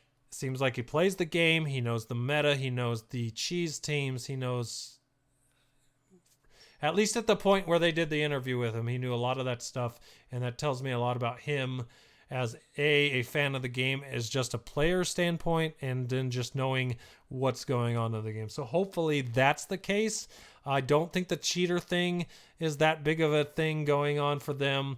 I think that they are working on that, but I don't think it's taking up all their resources. I think that it's more working on the stuff that's next that we don't know about, that's taking their time. Well, not to mention, they just spent a lot of time doing relics. So they balanced everybody with the Gear 13, and then they just started stacking on base stats with relics. Not to mention, they're talking about new abilities. Is that going to be every character? How much testing is that? How do you make sure that that doesn't become OP because of some new ability that makes, some sort of infinite loop or some... that just seems like a lot of testing, in addition to they're adding a light side geo territory battle. I feel like there's a lot going on. We're not really seeing it at the moment. But there's 180 something characters in this game or something. There's a lot of characters in this game, and you're talking about all these stat reworks, and it seems like they are trying to move more towards PvP perhaps. And so I kind of think that's probably just an insane dump of resources. But I kind of agree with what you said as well. Hopefully this is a more content-based direction that they will be going with the new live producer. Hopefully that's the case, but we will find out. All right, let's move on to Tesh's question. Hey guys, this is Tesh. I have a question about Shakti, and I feel awkward saying your version of her name out loud, so I'm just going to say Shakti. How do you stand about gearing her up or not right now? Like, if somebody had her at Gear 7, Gear 8, with everybody expecting a new meta, would you gear her up or would you just hold out? We don't know what happened to Grandmaster Yoda's lead. I think a lot of us want to avoid that. Thanks, guys. Love the show, especially the trivia. Wow, Tesh loves the trivia. Didn't see that coming. Yeah, for sure. Yeah, I'm in a holding pattern on Shock T. I'm not putting a Zane on her. I'm not even putting Kairos on her yet. I'm holding. Because, one, I don't need her. I'm not that crazy about clones anyway, but his point about the Grandmaster Yoda lead, I totally agree. I think there's a better lead coming, and I think that's the sucker play, is to go ahead and invest in that. The Unique's, I think, a little bit different. If you want to invest in her, I think the Unique's the way to go, but as for now, I would not recommend anyone investing too deep into Shock T. Farming, yes, because there is a good chance that she'll be needed. As all the rumors that we've seen this week that are obviously true and confirmed, obviously, she will certainly be needed for something. I don't know. We'll see. She may or may not, and you want to be within striking distance, so hold your resources, but I would not be going too crazy heavy on her at the moment. Yeah, and like I said, when we talked about the light side territory battle preparations, I still don't think she's a named character for that. So another reason why I wouldn't put that much into her right now anyway. Now, once I get her to 7 stars, I might make a different story. Once I get her to 7 stars and we know what's not is or isn't coming, we'll make my choice on that much easier. Yeah. Cool. All right, on to written questions. But real quick, there was a written question at the end of the poll. Somebody said, I'm about to unlock Watt. What should I do with him? And you and I could literally unlock Watt at the moment. We got 32 shards, and we only needed 16, so we have plenty. Well, why don't you do that? I've got to go do something real quick. So I'll put your gameplay on the screen, and then you can do that. Give me 1 second. Talk about it. So why don't you do the unlock and talk about what your plans are with him as you unlock him, and then we'll go from there. All right, you should have my screen share now. Got it. There it is. Alrighty. Perfect. So, Wat Tambor. I am literally unlocking him on the stream right now. 100 credits to activate, and boom, there we go. I have a Wat Tambor. Very exciting stuff. All right, so Wat Tambor, man, I'll be honest. I do not know what to do with this guy. His abilities are definitely interesting and different, and let's go ahead and just kind of go. Well, I'll just start upgrading him. I feel like I'm pretty safe going up a few gear levels. Good grief, he's gonna suck up all my hollows at gear level 5. Holy hell. Well, that's disappointing. See if I can find another hollow. Probably not. No. Hell, I think I'd buy one for crystals if it was in the shop, but it's not. So, all right, so gear level 6 as far as mine is going at the moment. And, he has some pretty cool abilities. He's a good character. I have fought him in Arena, and for a Padme team, he can be very frustrating whenever he puts the tech on Malik where he dispels all buffs. Or not buffs, debuffs. It can be unbelievably annoying. And so I think he's just kind of a mix and match character, to be perfectly honest. I don't really know how to use him. Maybe now that I kind of have my hands on him, I can play with him a little bit more. get a better idea of what he does well and kind of go from there. I am definitely not going to max him out, but no, I do think he's actually a really good character, and that is one thing that I do like, unlike like Rolo, who was kind of terrible. I think that Watt is actually quite good. Here, hell, I'll just take him to 85. No reason not to. All right. I'm Ooh, bonus turn instead of what? All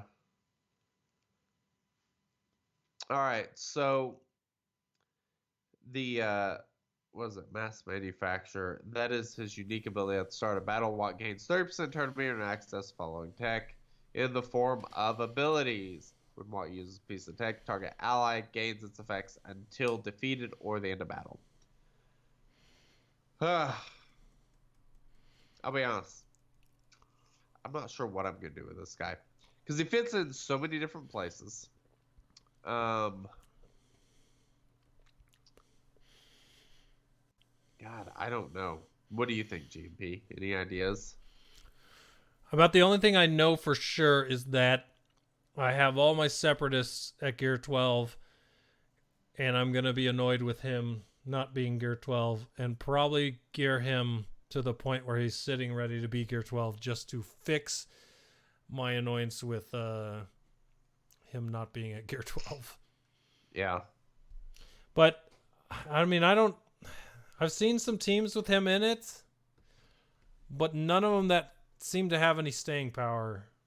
A lot of them have been pretty niche, but I really think that he'll end up being a character that in some of these separatist teams at least in Darkside GOTB, will push them over the edge. Because I really think that we've noticed with the introduction of Relics that Darkside GOTB was built with Relics in mind.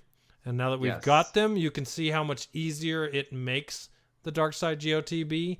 And I'm willing to bet that this character as well, through the way he's unlocked, is another one that makes it easier. So I'd like to have him geared up and ready to go when he's at least, 6-star to go through those first 2 phases and then be ready for those other 2 phases. So at the very least, I'm going to gear him up to have him for GOTB.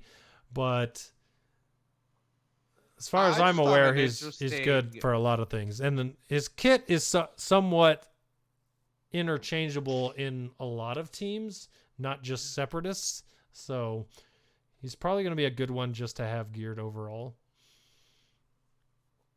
All right. Here's the deal. His Blast Tech weapon mod, which is one of his special abilities that he, one of the buffs he gives out, gain 15% turn meter at the start of each enemy's turn.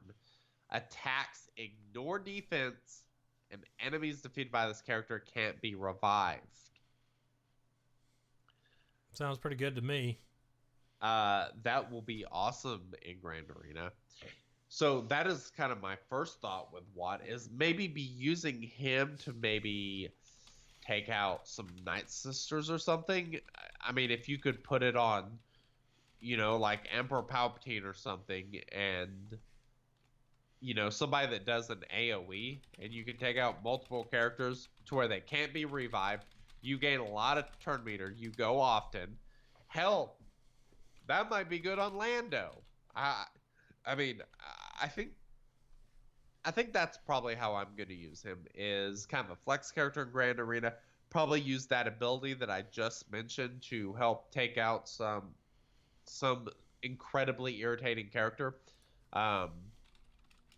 So Newt Gunray revives automatically, and so it could be interesting to put that ability on whatever team it is you take out Grievous with. Say if you use Jedi Knight Revan or whatever, put it on Grandmaster Yoda whenever. Use one of his AoEs to kill Newt, but he doesn't come back or something like that. But I think Night Sister is probably the route I'll go. Like I say, ignoring defense I think will be pretty big. And yeah, sounds fun. We should, I'm not going to say that because odds are I'm not going to gear him this week. I was going to say we should talk about what we've tried with him next week, but odds are I won't have him geared to a place where I play with him this week. So once we're both in a place where we have him geared a little bit more and play with him, we can go revisit what we're doing with him. Agreed. I like it. Sounds good. All right. Let's head back to Discord town, and we will get back to the written in questions there. Sounds good. Let's do it. All right. What is that first question? First question from Big Black D with the dinosaur avatar, just saying. Relic's question, is it better to level a select few tunes as high as possible, 3 tunes at Relic 7, or level as many tunes to low level, like 30 tunes at Relic 2? And I think we answered that question when we were talking about Relics, that as far as price goes, it's stretching out your ROI, getting people a Relic 4, and then getting more to Relic 4 than at Relic 7, and then choosing your Relic 7s a little more wisely is probably the best way to go than shooting for Relic 7 on every one you're working on until you get there, not working on another one. I'd say pick and choose your Relic 7s, and having more working towards Relic 4 is probably the best way to go. Yep, I agree. All right. Albert EJE66 asks, progression question, what do you think newcomers to the game should go after first? And traditionally, Phoenix is a good route to go. However, at the moment, I'm going to suggest that people go after First Order and Resistance. The reason being, obviously, Episode 9 coming up. There might be some reworks. There will definitely be new characters, new synergy, all that sort of stuff. I think that is a fabulous way to go. Sometime within this last year, and there's not a lot of episodes, we haven't been around long, so it shouldn't be hard to find. But I talked about, we had a new player segment where I talked about the pros and cons of going after First Order first as opposed to Phoenix, and focusing on JTR and getting her as quick as possible. I still think that is a valid way to go. I know that there's people in our alliance that have done it and liked it. So I think that, like you said, with the new movie coming out, possibly new characters, that might still be the way I say to go. Now, Phoenix is a sure shot for sure, but if you want to do something different than everyone else and something that can still be viable, and you don't want to fight mirror matches for the first 50 levels of the game, First Order is still a decent way to go. Nice. All right, next question. Obi-Boo2 asked, if you could choose, and you can, one non-meta tune to grind and gear for fun, who would it be? Now, is this question saying who I haven't already, or, someone new? Or the one I have? Give us one more obscure than one you've already done. Your answer is going to be Wampa, we know. But give us No. See, I don't think Wampa is a weird one to say to gear, because a lot of people do gear him because he's got a lot of utility. My character I have geared that most people don't is obviously Gamguard. So if the question was talking about characters that I've already done, it would be Gamguard for sure, because I have, my Gear 12 Gamguard. But if I were to pick one other one, let me just kind of scroll through here, because I know that there are some that I look at every now and again. You know who it would be, actually? It would be Captain Han Solo. Okay. He has a great kit, and he doesn't get used a lot, and a lot of people don't have him geared up that high, but days on basic, revive, heal, he's got a really, really good kit, and if I had him high up gear, I would be happy with that choice. I am going to go with Boba Fett, because I've obviously been a huge Boba Fett fan, and I might as well say him because I'm doing him. Because you're doing because it? I'm forced to. But yeah, I think he's a great one. He gets some pretty fat damage increases, so I'm excited about that. But I will go another one. A couple that I've seriously considered: Scarif Rebel Pathfinder, First Order Executioner, Darth Sidious. I think would be very interesting. Also, however, do we count? Ultimate. Okay, I want to hear the ultimate. Sorry, go ahead. The ultimate answer to this question for me is another longtime favorite, the Death Trooper. He's Empire. He fits in Troopers. He fits with Palpatine. He fits everywhere. He has days on basic. He increases cooldowns. He has Death Mark. He can kill people to where they can't be revived. He is, his kit is just absolutely badass. I love Death Trooper, and he gains, he gets some good damage increases. He gets some defense penetration. He becomes even more dangerous at Gear 13 and Relic. So he is one that I would like to do eventually. What's funny is while you're talking about him, I was actually looking at Range Trooper as one. That's another good that would one. Definitely be interesting. I went far off the path of like, hey, if we looked at the list of Gear 13 characters, this one might have less than 10, unless you count the whales. They might have they might have Hot Han up there, but I'm scrolling through this list of other characters. It's hard to say. Oh, so that's what it was. I was going to ask you if it really counted or not. The one I mentioned earlier, Count Dooku. Would you count that? Yeah, we could count that. Because that's another one I think about a lot. I'll give you that one. I like it. All right. What do we got next? Big Deal asks, how do you guys feel about the rumors going around for the next meta tune and their requirements? Okay, I want to mention, if you've seen I think there's 2 or 3 of them out there. First off, I want to say the one about episode 9, completely and utterly untrue. There is no factual anything in that post, and if anyone believes that, I feel bad that you're falling for it, because any type of spoiler presented as truth for episode 9 that you would get right now in September would be a huge deal, not only for this game but for the movie, because if it were true that, I'm not even going to mention the spoilers, but if the spoilers in that post talking about what's coming in this game were true, it would completely spoil the movie, which no one out there has any of those spoilers yet. Yep. And if that stuff in that was true and that was leaked from CG, they would lose their Star Wars license, like completely. So don't put any faith in that First Order and Resistance rumor mill post, because that is not happening. That is not true, and it is completely ridiculous that anyone would. I'm sorry if you're listening to this and believed it. Not happening. That stuff would never ever be leaked, and if it did, it would be that type of lawsuit would end up on the news like for months, because that person that leaked it would be being sued until they lived on the street.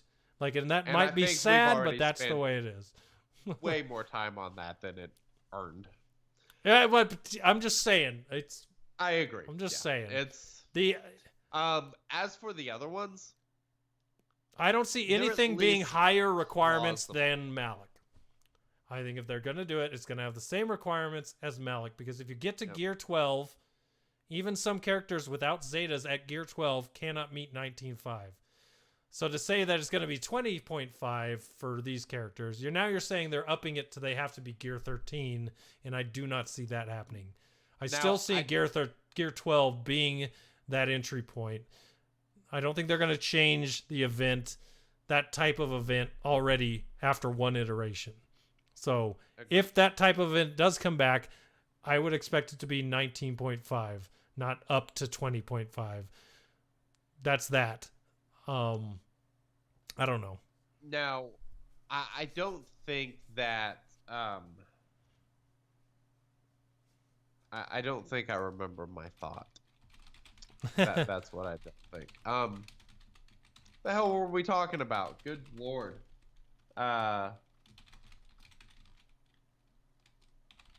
Rumors. Oh, I don't think this will actually happen, but it's at least plausible. And it was Jedi. What that requires Jedi Council characters to get Jedi Knight Anakin or General Anakin or whatever. I could see that because the other Jedi that we have in the game was in fact Grandmaster Yoda, the other legendary, and it required Jedi to get him as well. I could kind of see that, like, that's at least somewhat logical. I don't think that's what it's going to be. I don't think any of these are actually correct. I think they're all just speculation. And here's another thing about the council thing. Look at the characters they have in the game and how many of them are actually on the council. Not just the fact that they were Clone Wars era Jedi, but how many were actually on the council. And you're running low on characters. So you're not going to have Anakin. What's that?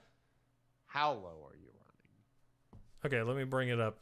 Let me look at the characters because there's I don't think there's. You have 5.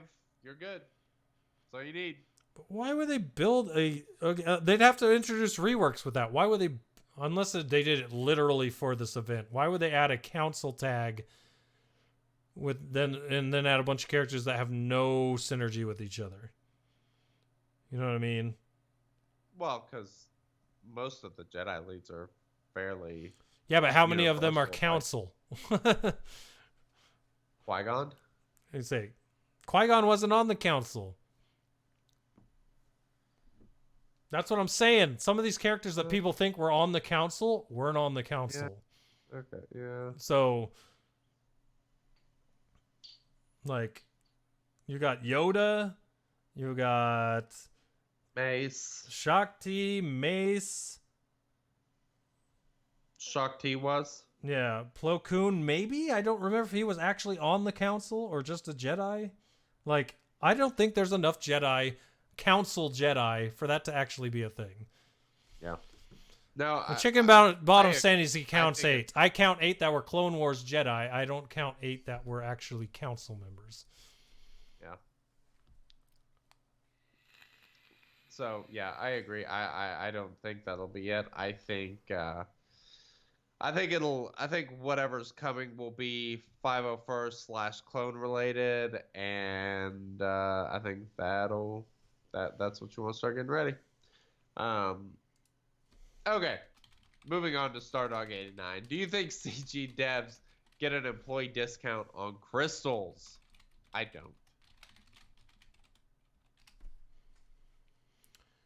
Wait, do you think CG devs get we know? Yeah, I don't. I'm gonna say I don't think they do. Yeah. I also don't think they get free crystals for being CG devs. I think they play the game like we play the game, and if they do get free stuff, they probably get it on a beta build or that kind of thing. Yeah, they play this stuff. I don't think they care about that. Jarhai asks, if you could have 2 seldom used characters instantly gear 13 or 7, just see how bad / good they are maxed out, who would you be interested in testing and why? I would love to test Kanan and Savage. Dooku. Give me that Relic 7 Dooku, please.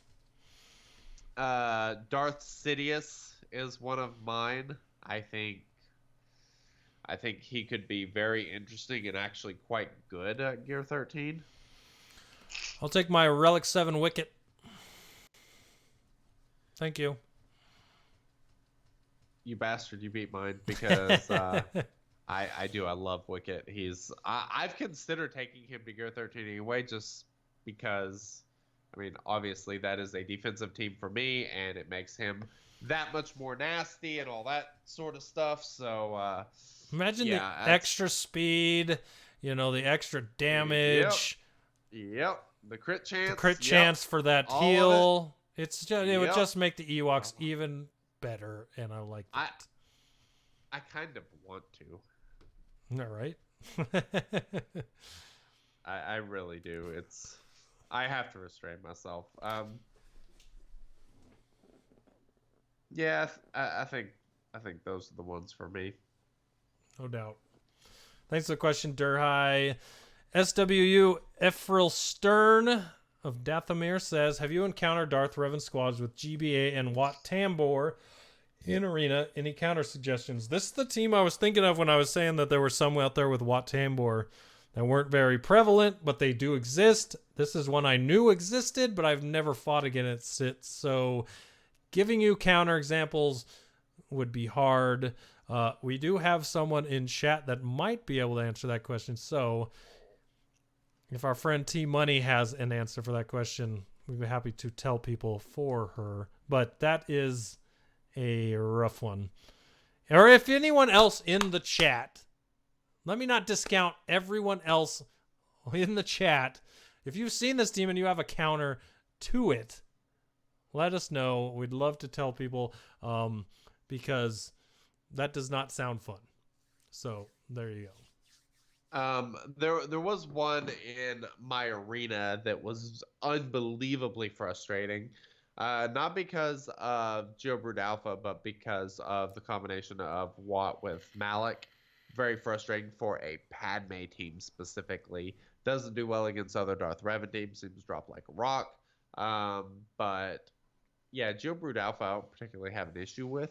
So I think it would just kind of depend. Yeah.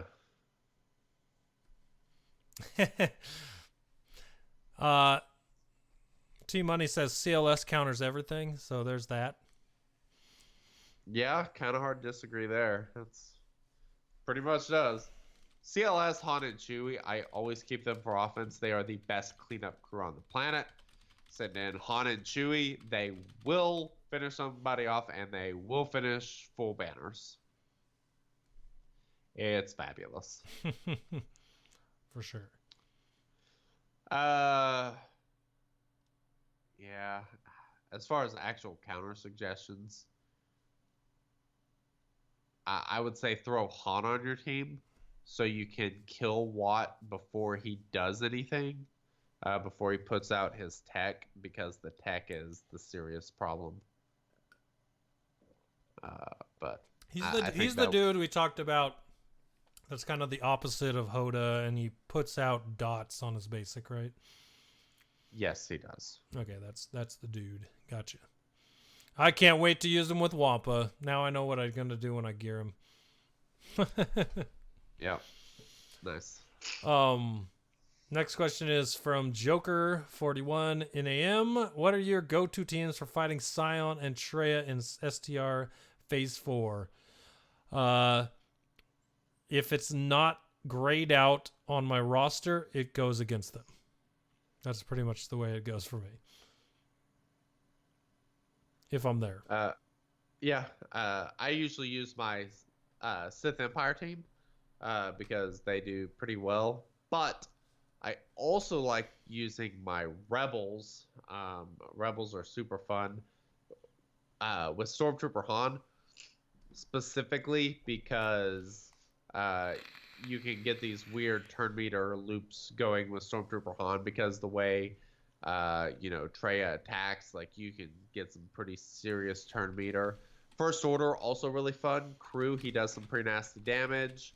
Or, sorry, not Crew. Kylo Ren, he does some pretty nasty damage. Crew, very difficult to kill. That's most of the teams I use, though. That's pretty much it.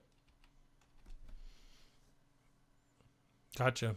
Yeah, honestly, it's been hard for me to get into the Sith raid. And let's talk about the Sith raid for a second. And something that I feel is a very important thing that we need to talk about now that relics are out. Please, for the love of God, this should be add the option of full pieces to the entire Sith raid now that Gear 13's out. Yes. It is so stupid. God, it annoys the shit out of me that you have to be in the top 10 of the Sith raid to get a possibility, not even a guaranteed, a possibility of a full piece. Especially when Gear 13 is out and they're saying, we're going to make it easier for you to get to Gear 13 so you can start getting into relics. If you want to do that, open up the Sith raid a little more for everyone that's getting in there. And you can literally go in there and fight your butt off and still not get top 10. And it feels worthless. Like, stop doing that. Please stop doing that. I'd rather them increase the salvage rather than give full pieces, though. Just because there's so much salvage that you now need for finishers also. It would be a little bit more versatile on how you could do it. But yeah, I think they need to redo the Sith raid. Where's the meme? Why not both? All I'm saying. You know, it's... Yeah. Right now...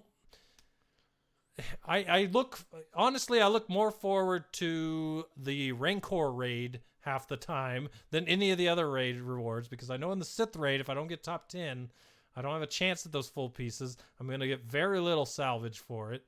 It's pointless. That raid needs to be updated now that Gear 13 is out. I don't know. And I'm just... Maybe it's me, but it's super annoying, and I've mentioned it before, but that needs to be opened up now that Gear 13 is here. Yeah.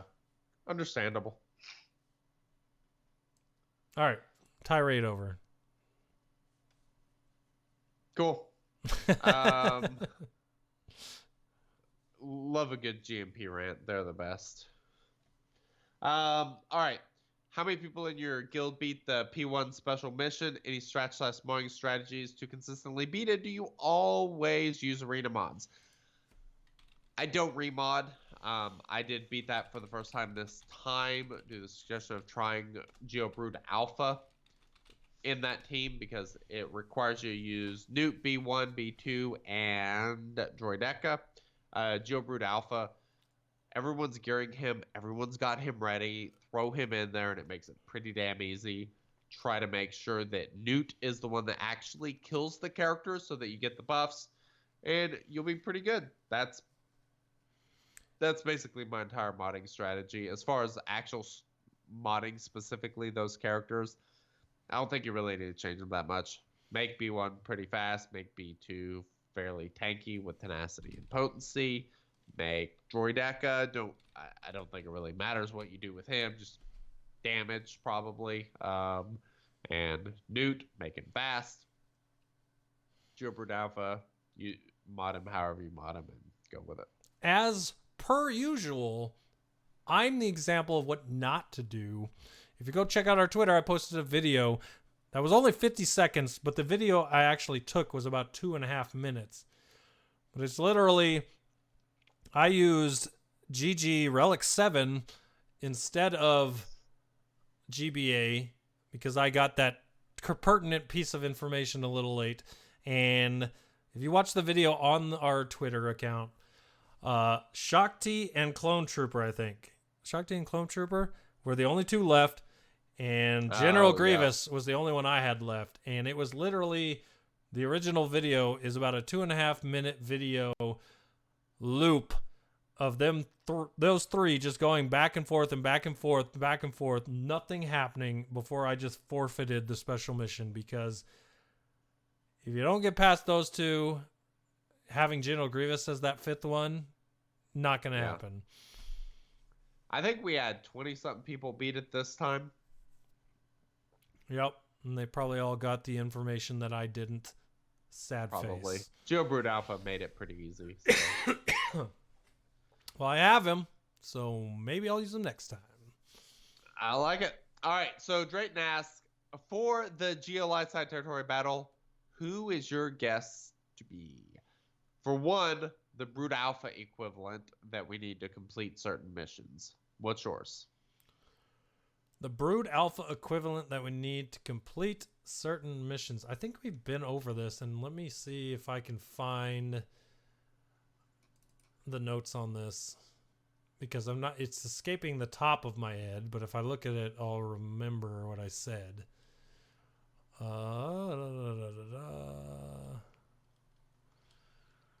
Well, that ain't it.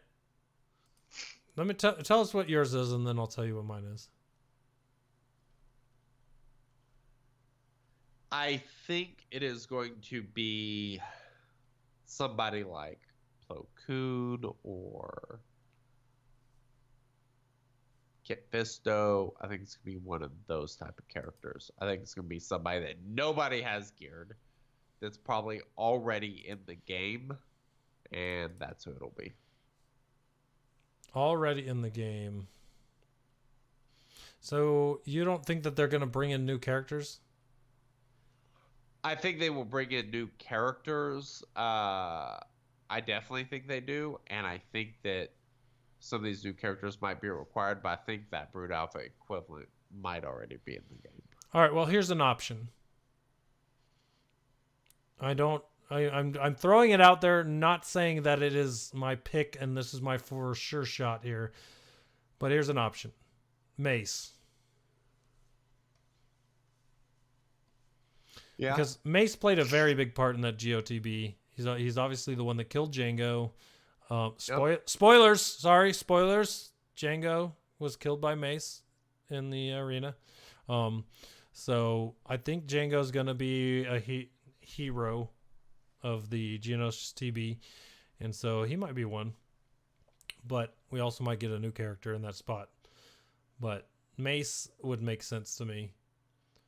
Only because it's not a legendary character. Because you could say something like Padme or General Anakin. Not General Anakin, but Jedi Knight Anakin.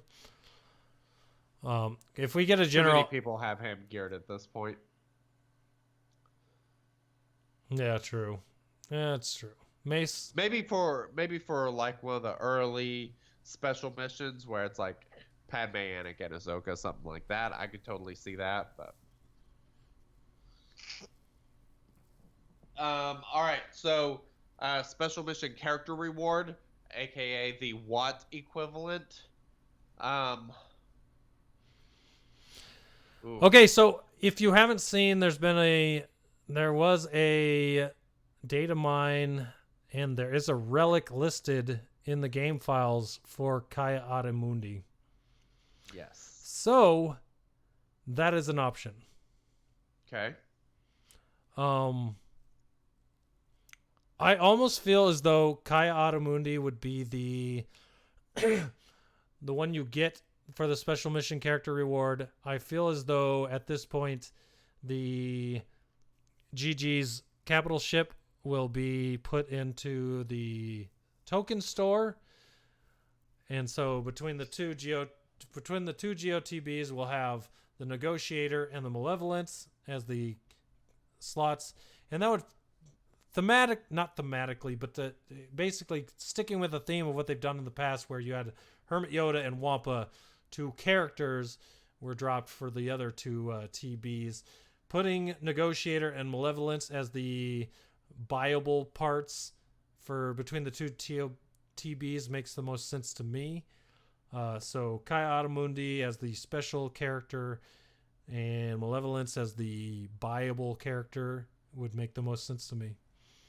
What if the Malevolence was the reward? It would be confusing. It just would be confusing to like change it up between two of the same area place to have not a character shard as the reward, but a ship, and then a character bought out of the store and not a ship. You know what I mean? Well, they don't have to put a character in the store. They don't have a character too. But what if? Oh, there's no doubt in my mind that they will put a... What if there was a special ship mission that was very difficult, where you get Malevolence shards, but it's difficult enough that it basically requires the Negotiator? Would that really surprise you? Would it surprise me? It wouldn't surprise me, but also, who wants engaging ship content with what we have in the game? Anybody? Well, they're talking about vehicles, so obviously everybody. Dude, okay. Spinoffs have been a huge hit. We didn't talk about that in the QA when it got brought up. I don't think we ever covered the second half of the QA, and they talked about vehicles. I think if they put vehicles in this game, it would be huge, massive, ultimately atomic mistake. Please, please, please don't put ships or vehicles in this game. You couldn't get ships right. Please don't put ships or vehicles in this game. I do not want to see vehicles in this game. There's not enough of them. There's not enough engaging anything with them. Please don't put vehicles in this game. The only way I'd want to see vehicles is if they tied in with regular 5v5 characters, where it was like something else that came in or something like that. That's what we thought ships might be originally. Yes, exactly. I would much prefer something like that, where there's a separate game mode or something where it doesn't take over arena, but there is a separate game mode where you can use a vehicle with your characters or something like that. But I agree. So, I don't want an entire mode for vehicles. TBs, you get those special buttons you can click on for filling out platoons. If vehicles were somehow incorporated in a way that you put a vehicle into your team and you had special buttons there that the vehicle did things, that I would be okay with if they were incorporated into your character teams. But entire vehicle teams, entire vehicle mode, please, please, please no. Chickenbottom kind of asked, basically wanting clarification. So, for example, say you have your 5 characters, and then you have a 6th character that's not a character, it's a ship, or, sorry, a vehicle. So maybe you have an AT-AT, and its speed is 50 or some crap, and so it eventually gets to go and do something. It has an AoE ability or whatever. Something along those lines is kind of what I think. But and so if you were to go and look up when ships were coming out, and then you were to look at when our episodes came out, and like when ships were announced and the episode right after that, you would find what we talked about we thought ships would be. And the biggest thing, and I really wish at this point that this is what it had become, but it became its own thing, and it is what it is now.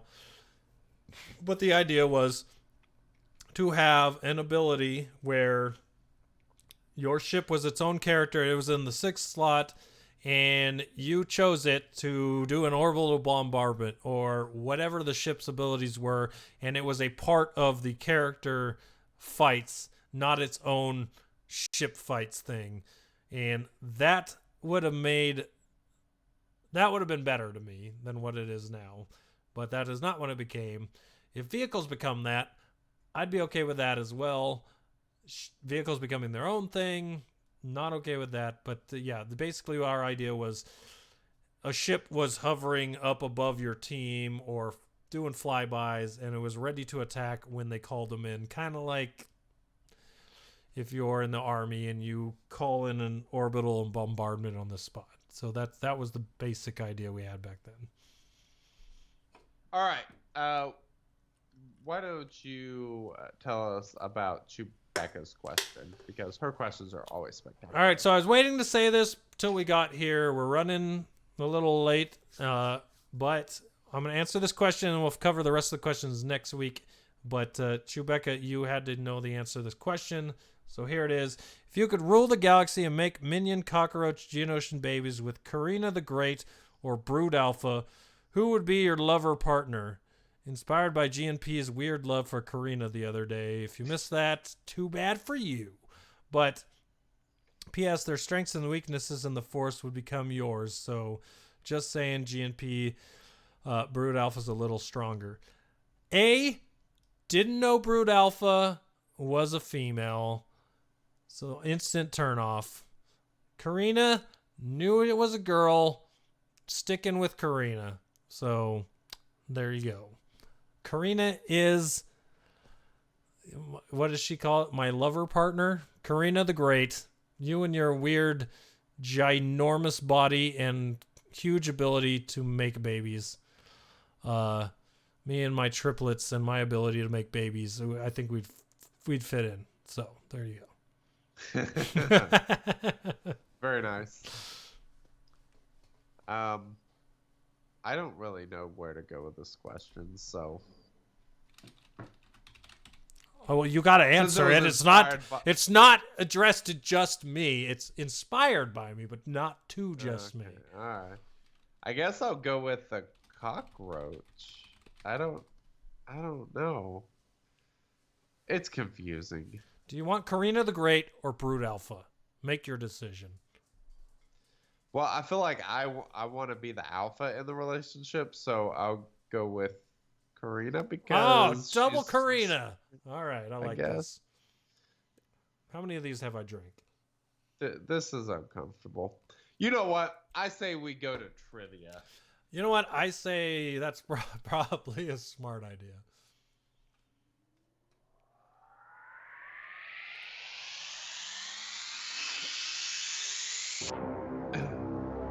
It's time for the sexy bearded duo to battle in their SWGOH knowledge in the most exciting trivia event in the Outer Rim.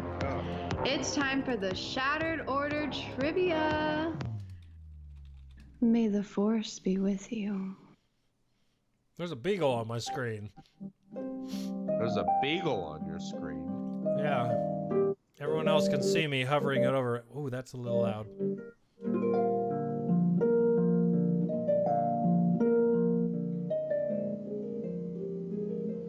All right, there we go.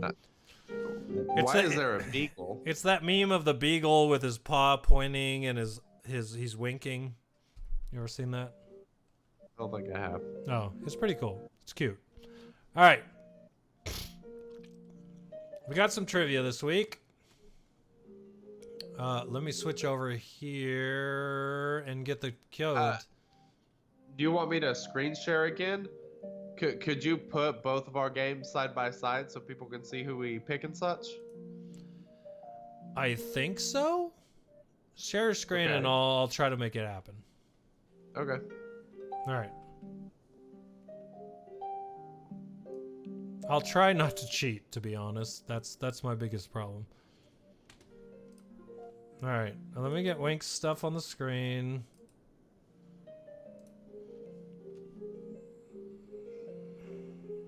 We're going to make this work. You're going to be able to see live what me and Wink are doing here. Very exciting. I like it. As for the code. The code is 342483. 342483. That is your game code. So punch that in quizzes.com. QUIZIZZ. And yeah, you can join the trivia.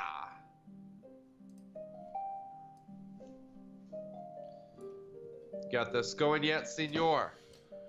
Let me get this code punched in, and I got us both on the screen now, so we should be good. Wink's stuff is hovering over his head. Mine is up above my head on the screen, so... Very exciting. All right. There you go. All right, you ready to hit start? I have weird pop-ups. Okay, I'm ready to hit start. Are you ready, sir? Yes. All right, let's do it. All right, 3, 2, 1. This is about relics, and here we go. Relics have come, I am yet left behind. To no one's surprise, on SWGOH you'll find not a single soul relicked me, not even one person. Though in the first battle, I was a slight diversion.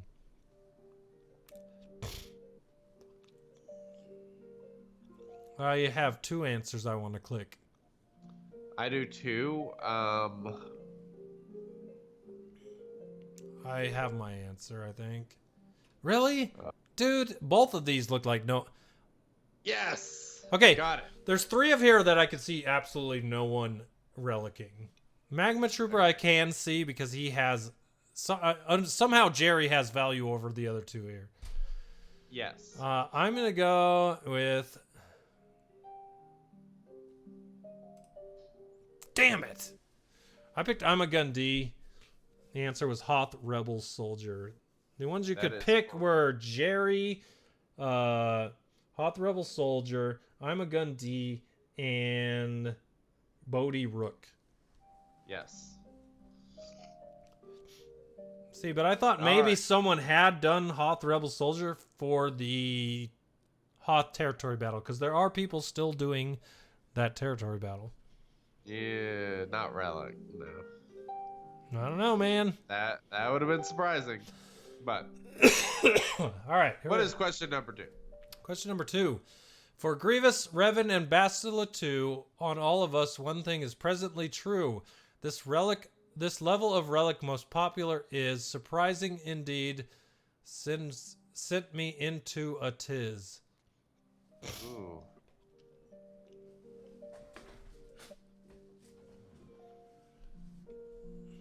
Ooh. This is tough. I am not. Oh man, I don't know. I think I know the answer. I think I do as well. Oh. Woof. Oh. Wow. Did you pick Relic 7? I did. As well did I. Incorrect. It was actually Relic 2 for those. It was. I almost selected Relic 4. I kind of thought it'd be higher because General Grievous, I feel like most people are pretty excited to get him up. But at the same time, those resources are pretty expensive, so Relic 2 does make a hell of a lot of sense. But I kind of figured that people would be going for... Well, I guess they don't get speed with the Relic, so... Speed is all that matters. I can't believe people even do Relics, so... Well, to get to Relics, you got to put speed on with those Gear 12 Plus. That's fair. How is your memory? Recalled you this bit.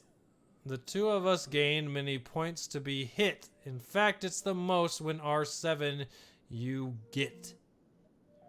Ooh. I feel like I went over this. Answers are Barris and Ewok Elder, Visas Mar and Old Daka, IG 100 and L337, or Tusken Shaman and General Grievous. I think I know the answer to this one. I'm down between 2. I have my answer. Yes! You know what? You and me both got it. It was Barris and Ewok Elder, and I got some weird redemption thing on my screen. Pick one of 2 questions you got wrong to reattempt. I'm going with question 2. I got R2. Hey, I got it right! Free points. I don't know what the heck that was. Oh, I like the redemption deal. Oh, is that all of them? Yes, there were only 3 this week. Gotcha. Well, I got 1. Technically, I got 1 out of 3. I got 2 out of 3. Did we mention the answer to that last question? The answer to that last question was Barris and Ewok Elder. And the only reason I knew it is because when we were talking about... We were on that page for Relics 7... Yep. Relic 7 on swugga.gg last week. And I was talking about how Ewok Elder is usually the one I go to kill first so that he can't just revive everyone. And at Relic 7, he would be that much harder to kill because of all the hit points. And so that is why I picked that answer. And it turned out to be true. Very nice. I like it. That was fun. Very nice. Me likey. Well, I think it's pretty much going to end the show. Once the show's over, do you want to live stream some modding and nonsense, or do you want to call it a night? I'm down. I'm down to do some nonsense. All right. Well, YouTube.com/ShatteredOrderPod.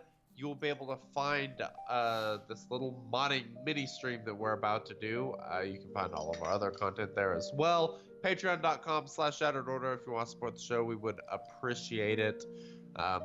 It just helps us improve the show and all that sort of stuff.